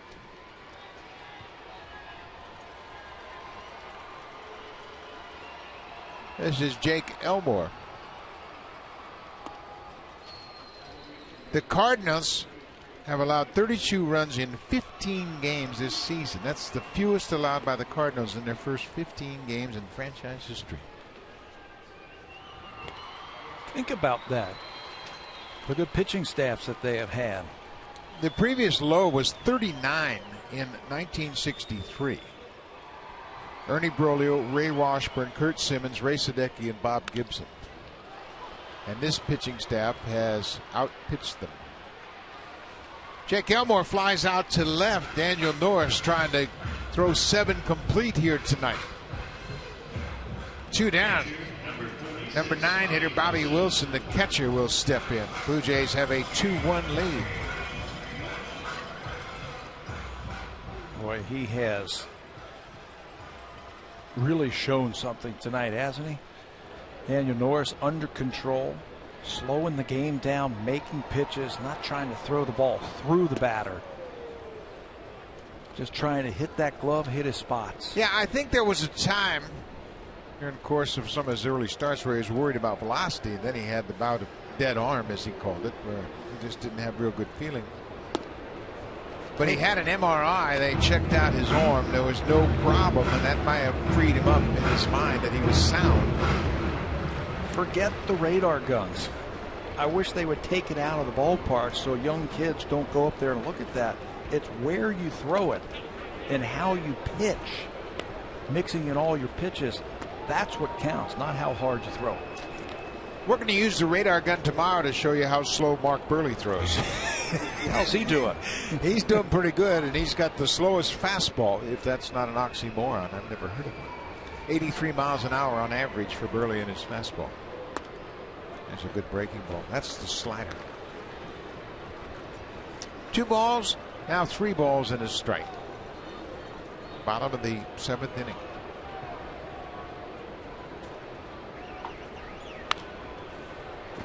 Fouled in front of the Blue Jays dugout.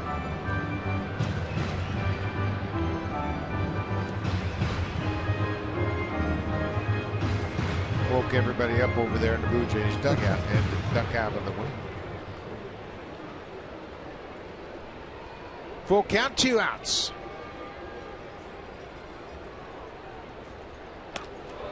He walked him. Norris reached back for a little extra, and it cost him a 2-out walk. That's what I was talking about right there. Stay within yourself. Stay within your lanes. Don't try and overthrow the baseball to try and finish off 7 innings. Do what got you here. Stay back and execute your pitches. You could see him trying to hump up right there and throw it through the catcher. And look what happened. Now you got to deal with Brandon Geyer, leadoff man. And he jumps back into it with a strike. Daniel Norris has thrown a career high 106 pitches. The only real rough inning he had tonight was the 2nd inning. He threw 21 pitches. That gets away from Russell Martin, and that's going to move the tying run into scoring position. Another one of those breaking balls in the dirt.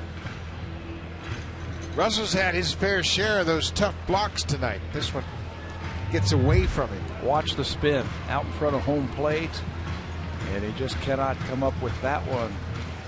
Can't block it. It hits, and you anticipate this ball sliding over to his left, and it actually goes to the right. Kevin Kiermaier, who can really fly, has bolted out of the dugout for Tampa Bay. He'll take over at second base as a pinch runner. And once that ball got back to the screen, Bobby Wilson moved up, and now Kiermaier is in scoring position, and he represents the tying run. Just waiting for him to get into scoring position. Doesn't matter if you execute a pitch right here.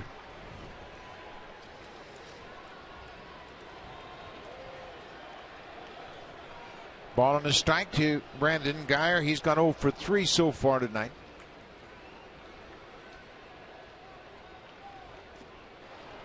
And he strikes out, and Kiermaier will go to third, and the inning is over.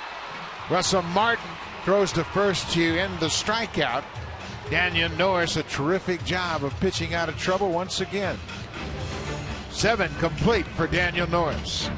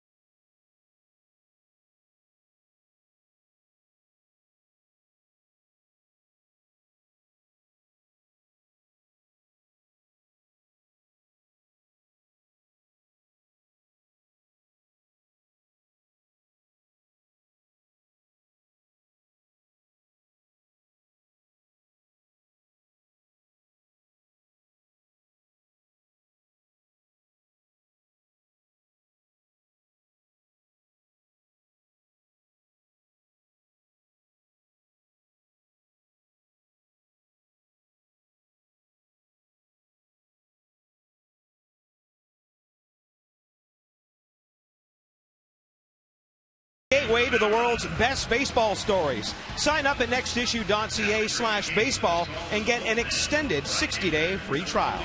Buck? Thank you very much, Barry.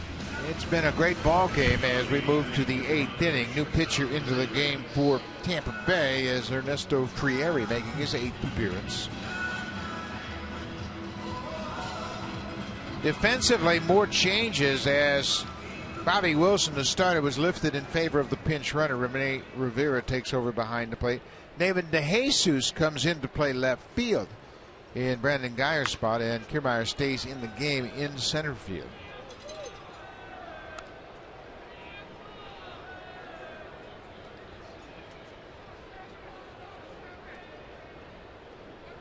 And I'm sure Rivera will go into the number 1 slot in the batting order for Tampa Bay. Lots of changes for him. Bottom line is, excuse me, Buck, Blue Jays could use some add-on runs. Top of their order,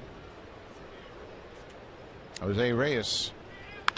It's this one hard and deep, but foul. Certainly had home run distance. He was out in front of it.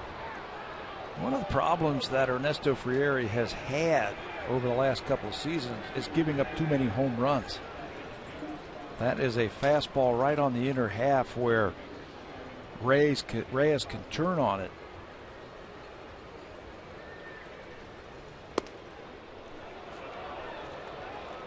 Frieri again has given up his share, 14 home runs since the start of 2014.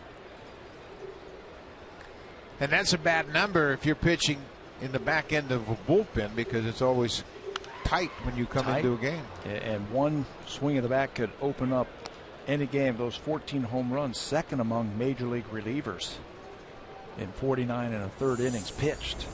So the Blue Jays looking for some add-on runs. Maybe it'll come via the long ball.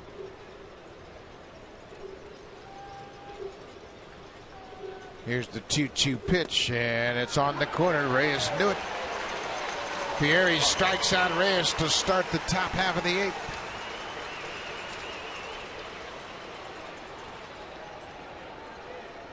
Still has a pretty good fastball, and if you have a well-placed fastball, you're going to pick up your share of strikeouts. Reyes hoping that that ball is outside, but you can see it from that overhead camera. It just clips the corner.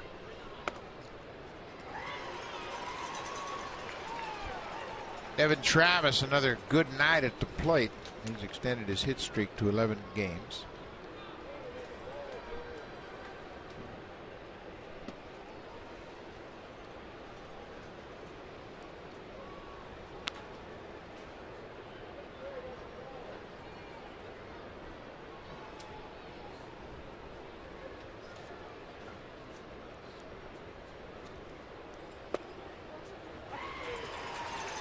What's really challenging for Devin Travis and what makes his good start even more impressive is he's facing these guys for the first time. Major league pitchers, he doesn't know much about them. Maybe that's a good thing. Yeah, just go up there, see the ball, and just swing. Now, sometimes because there's so much information available, batters will get overwhelmed with information. Look at video, matchups, percentages. Devin Travis doesn't have any track record of that. Boy, he can turn on an inside pitch, can he? Because his swing is so short, he is able to keep those hands inside the baseball. They don't go around the ball, they go inside the baseball. The barrel will follow, and it's tough to get the ball past him. Outside, Fieri wanted the call and didn't get it.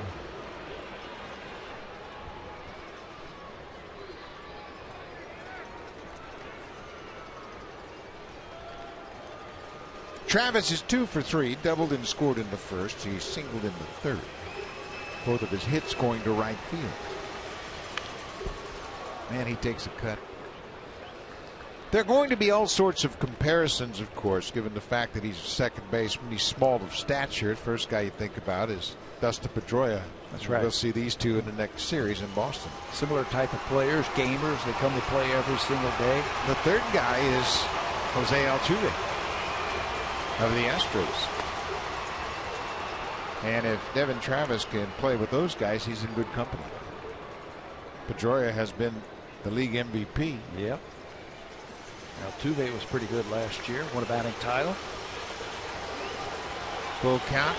Donaldson waits on deck. Strike 3 called. Fieri, 2 strikeouts to start his inning of work. This copyrighted telecast is presented by authority of Rogers Blue Jays Baseball Partnership and may not be reproduced or retransmitted in any form. And the accounts and descriptions of this game may not be disseminated without the express written consent of Rogers Blue Jays Baseball Partnership. We are in the 8th inning. It is a 2-1 ball game.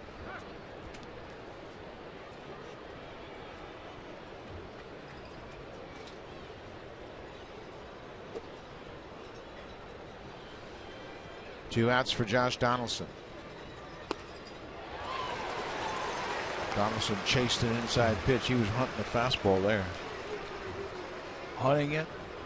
It was just anything close. He was swinging. He knows what his job is right now. 2 outs, nobody on. Get into scoring position. Hit an extra base hit. There might have been a changeup. Blue Jays have 6 hits. Tampa Bay has 5. Tampa Bay's bullpen pitching well again tonight. Gomes, Meltz, and now Fieri. He strikes out to Solid. go to the bottom of the 8th. Blue Jays have a 2-1 lead. Roberto Osuna will come into the game when we come back. Now it's time for a Blue Jays Central Update. Here's Jamie Campbell and Greg Zong.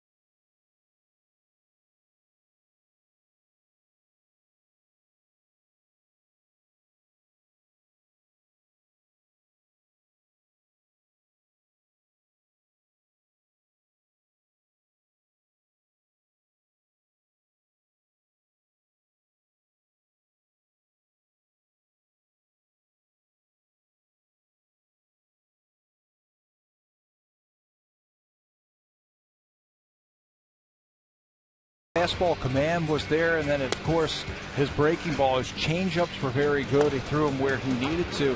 Everything was coming off the fastball tonight for Norris, and then using that breaking ball. And as the game went along, I sensed that he got a lot more confident in that curveball right there. I thought he got more confident in his delivery, his mojo, if you will, out on the mound. Looked very confident. 7 strong innings, 7 strikeouts, and 3 walks. Roberto Osuna into the ball game. Osuna will face 2, 3, and 4 in the 8th. It's a 2-1 Blue Jays lead. You saw those stats right there. 9 2/3. He hasn't given up anything. First pitch changeup. That's Souza way out in front. Of course, Souza's got big power. 4 home runs.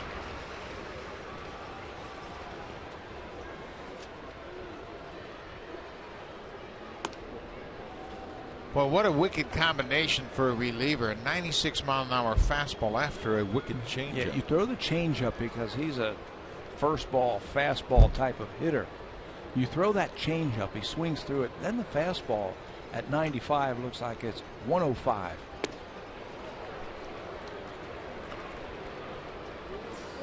Souza has hit 2 home runs against the Blue Jays.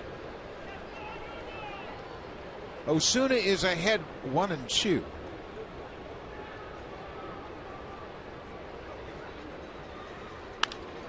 Boy, that was a good pitch. Down and away. I love that pitch with 2 strikes. 1-2 count. Osuna has the upper hand. The most difficult pitch for a hitter to hit is that fastball down and away. And look at that location. He's on the defensive, and you make him reach for a pitch. And he has demonstrated, Roberto Osuna, that he can hit his spots. Changeup is hooked into the seats.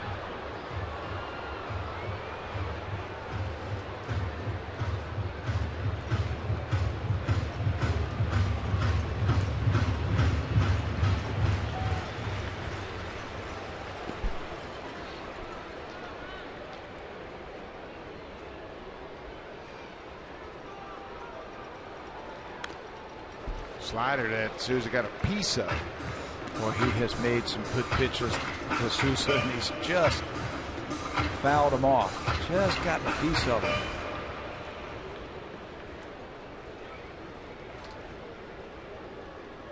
Looks like he's going to go back to that changeup. Keep it down. Boy, Souza does a good job of getting the bat on the ball. He was fooled, but was able to foul it off to stay alive. This is quite a match now with Russell Martin trying to get inside the head of Souza.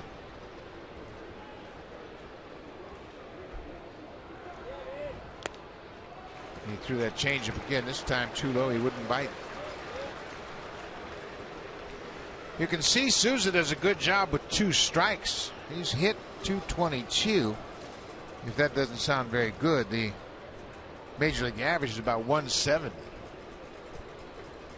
That is really good. 50 points higher than the major league average. This time he strikes out. There's that slider. He's getting a little more break on it. Souza strikes out, 1 down here in the 8th. Daniel Norris goes 7 innings. Just the 3rd time this season a Blue Jays starter has gone 7 or more innings. 7 innings, 5 hits, an earned run. And that run came in the 1st. And after that, he really started to pound his own. Came in the 1st on a bloop double down the right field line. A runner came around to score after a walk.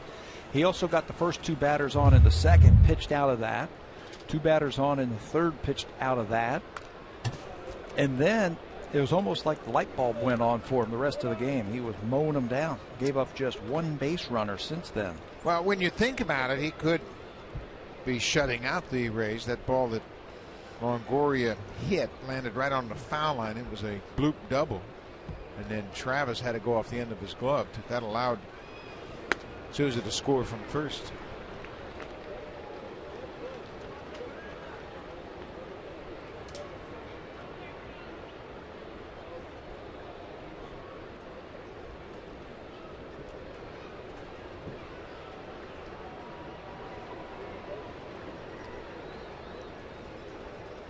Owen Chu trying to come inside, and he does.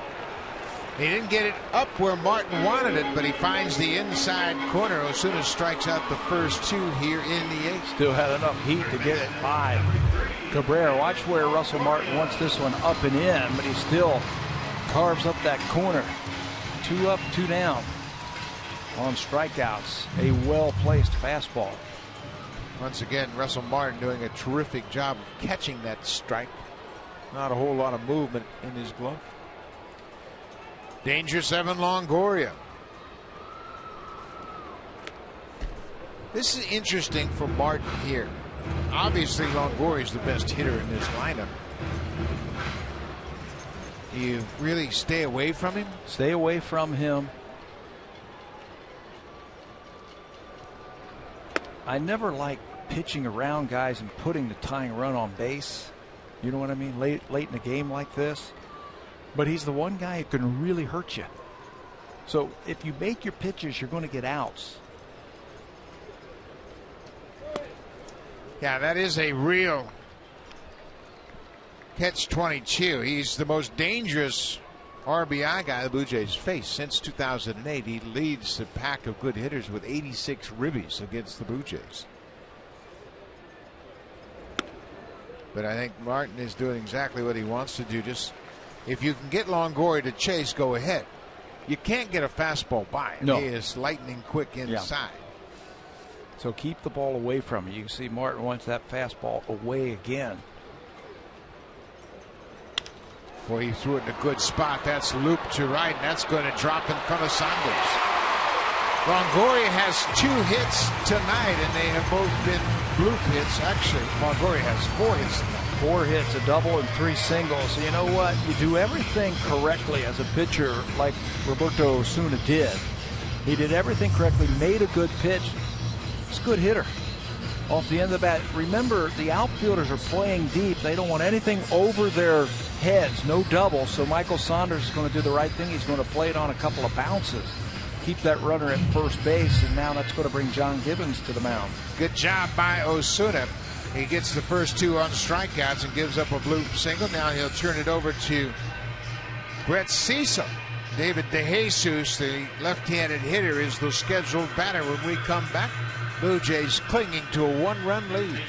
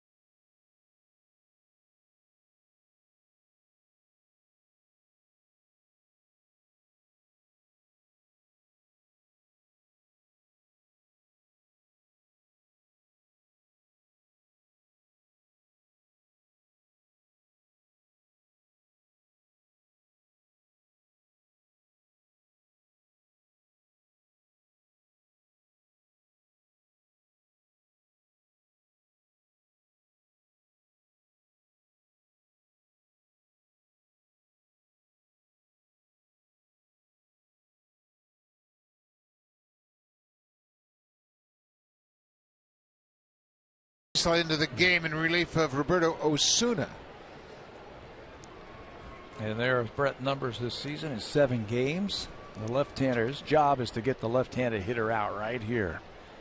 David DeJesus, his first at bat of the night and his first at bat against the lefty pitcher this season. He came into the game. This is usually Desmond Jennings' spot in the lineup, but he came in and all those double switches that were going on, the 3 changes that they made a couple of innings ago. Oh, what a block by Martin. A huge block on a ball well out in front of home plate, and he's been putting his nose in the dirt all night long. He's had some practice curveballs just like this. Just get a piece of that. Watch how he bends forward. So he takes it off the chest protector, and the ball doesn't go anywhere. It goes straight down, and the ball ends up right in front of him. He's done a great job tonight. Had many of those balls in the dirt from Norris. Ground ball. Travis was in the hole. That's a base hit for DeJesus. Longoria is headed for third. DeJesus gets his first hit against the lefty pitcher this season in his first at bat against the left-hander.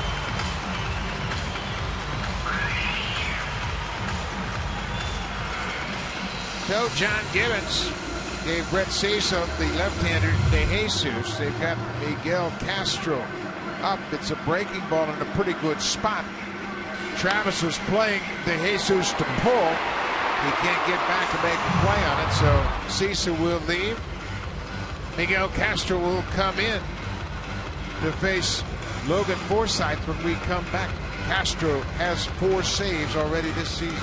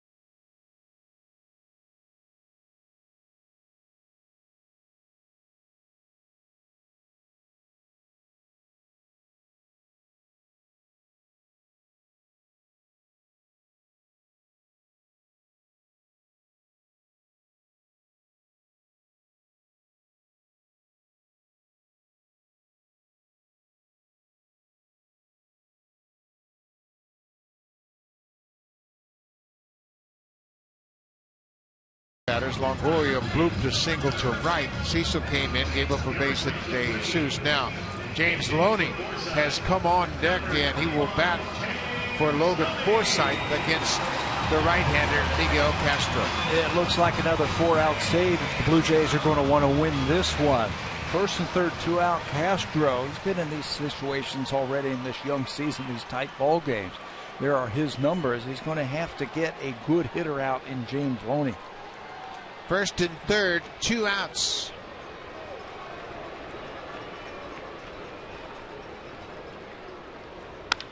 Loney goes after the first pitch, and that's going to drop. Longoria's in to score. They stop DeJesus at third. He goes back into third, and James Loney, what an impact he's had in the last 2 games. Loney comes off the bench with a pinch hit on the first pitch he sees and has tied it up here in the 8th. He's looking for that fastball first pitch, and that's exactly what he gets from young Miguel Castro. They think they can get that fastball in, but he pulls his hands in. DeJesus had some thoughts of scoring, but Charlie Montoya holds him up. and he dives back into the bag. That would have been close at the plate. You don't want to get that winning run thrown out at the plate. So John Gibbons goes to his closer, and we're all tied. That has been one problem for Miguel Castro, the leadoff man he faced. Loney with a base hit. He was the first man Castro faced. Now Castro has retired just 3 of 8 when he enters the ball game. 2 outs, second and third. Beckham is 0 for 3 with 2 strikeouts.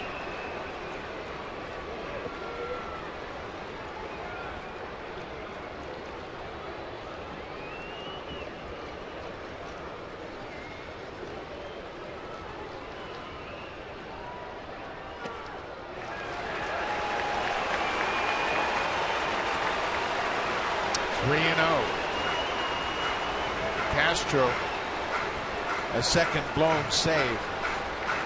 He has 2 blown saves in 6 opportunities. You got to have a short memory if you're a closer.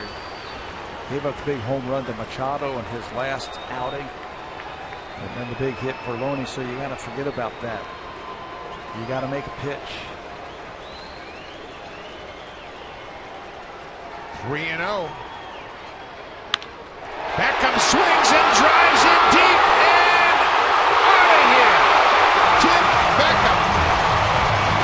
It's off the wall and 2 runs come in. I thought it got into the first row, but De Jesus and Loney score, and now Castro has given up 3 runs. And they're going to take a look at this one. I'm with you. It looked like it might have left the ballpark. There was no answer right away by the third base umpire, Andy Fletcher. And then he signaled no, like it might have hit that yellow line at the top of the fence down the left field line. Let's see right here. Beckham, that gets the 3-0 swing. And that one looked like it hit right off the top of the wall. Hit off the top of the yellow line and stayed in, as Beckham continues to wear out the Blue Jays. Swings 3-0, stays in the ballpark. They have challenged 9 times this year. They haven't won one yet. And I don't think they're going to win this one either. I think they're going to be 0 for 10. This all happened with 2 outs. 2 outs and nobody on. How about the confidence that Kevin Cash shows in Tim Beckham, letting them swing 3-0? Well, Beckham has really hit the ball well against the Blue Jays all season long. Beckham coming into this game 5 for 14 against the Jays with 2 home runs and 5 RBIs. Drives in 2 big runs here to give Tampa Bay a 4-2 lead, and they want Russell Martin to go to the mound. A little bit of confusion here. They need to make a pitching change.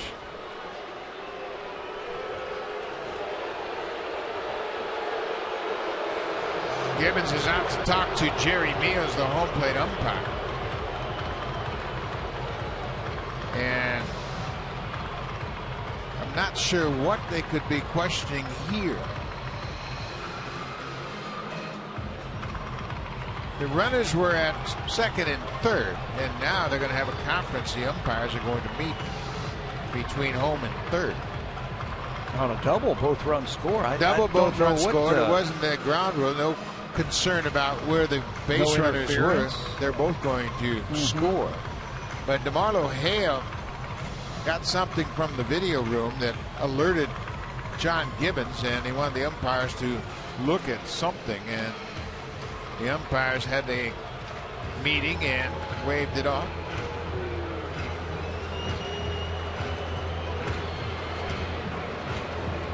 So Beckham has driven in 7 against the Blue Jays this season. 2 big runs here in the 8th.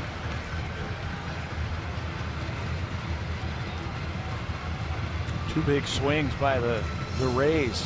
Loney and then Beckham, back-to-back doubles. After the Blue Jays came into this inning leading 2-1. And they got the first 2 outs of the innings on strikeouts.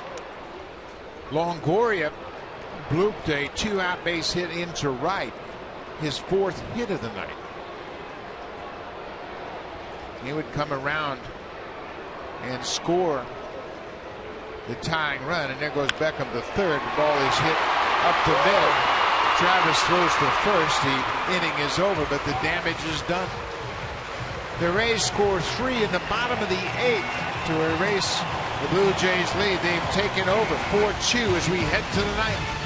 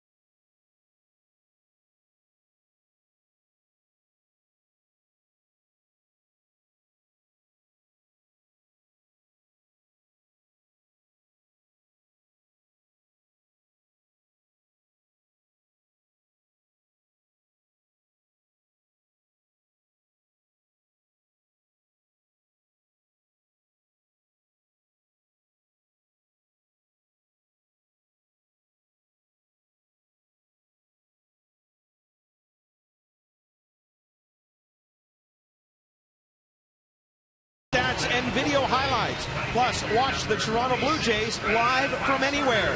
Download the new Sportsnet app now. Visit Sportsnet in the App Store. Buck? Thank you, Barry. Lots going on here as the Rays have taken the lead. Brad Boxberger into the game, and he has pitched very well coming out of their bullpen. Some pretty gaudy numbers right there for Boxberger at 8 games, 2-1. He's had wins in his last 2 appearances. Check out the strikeouts, 12 to go along with just 3 base on balls. He's tied for 4th in the American League in saves. Good fastball, good changeup.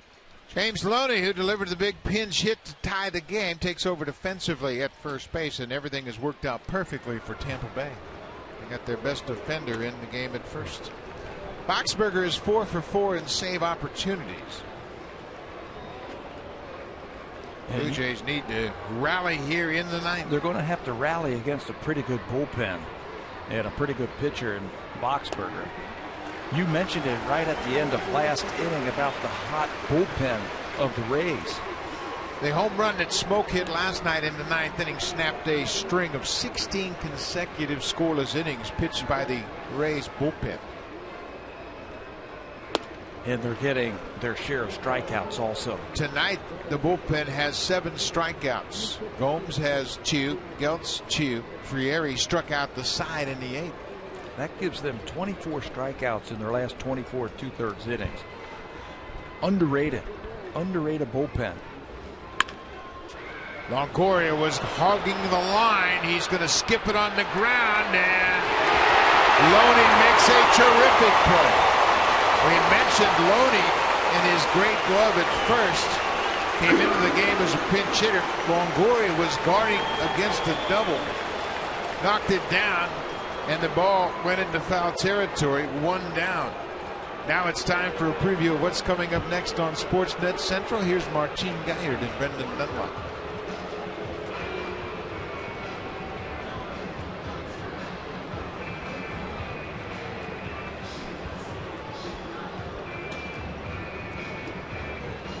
Thank you very much, Brendan. And Blue Jays have asked for a challenge at first base, and watch Longoria recover. Got nothing to lose right here. He rolls up his arm and then he throws with no step. And how about James Loney? He stays engaged with the bag and then picks that ball on the second hop, an in-between hop. This is a tough play for a first baseman.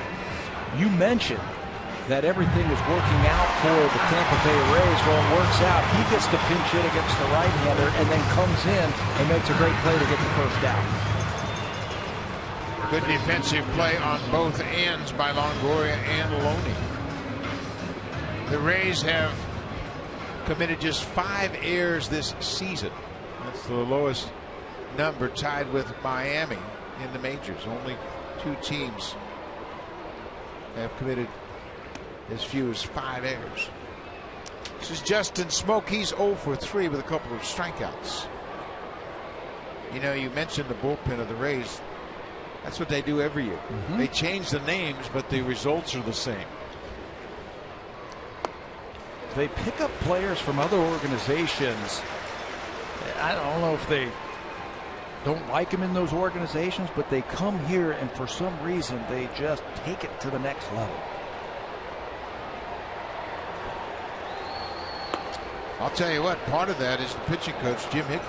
He's in his 9th year here, and Hickey has transformed some pedestrian pitchers into great pitchers out of the bullpen. You got pitchers around baseball looking to sign with Tampa Bay to resurrect their career. They have made a lot of relief pitchers a ton of money. Fernando Rodney, Rafael Soriano, Joaquin Benoit.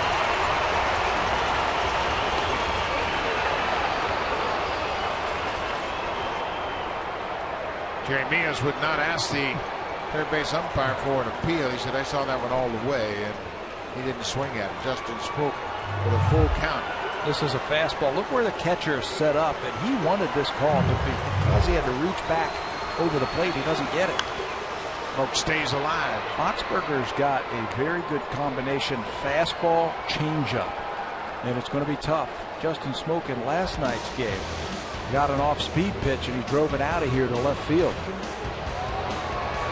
Blue Jays need to do that with a runner on base here.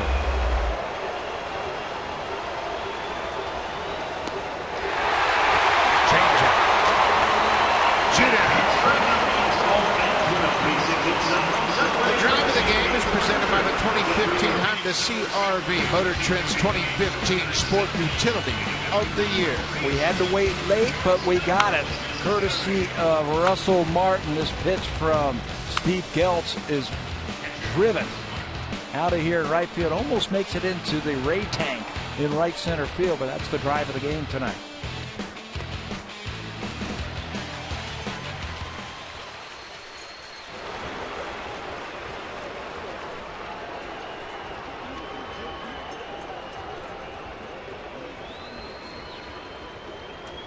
Russell Martin bounces it off the plate. Loney will go to the bag. Ball game. Boy, oh boy, the Rays bullpen slammed the door shut on the Blue Jays. 8 strikeouts from their relievers. Longoria got a 2-out base hit to start the 8th. Loney comes off the bench to tie it up as a pinch hitter. Miguel Castro saddled with his second blown save, and the Blue Jays are going to lose another series here at Tropicana Field. Yeah, and it gets tougher with Chris Archer tomorrow for the Tampa Bay Rays. They had this one, but it all worked out for Tampa. Kevin Cash pushing all the right buttons for the second win in this series. Tough loss for the Blue Jays. Remember, coming up next, it's Sportsnet Central. On now, a couple of great hockey games. More hockey coming up later on the CBC. Thanks for watching. We'll see you tomorrow afternoon. Archer against Burley on Sunday.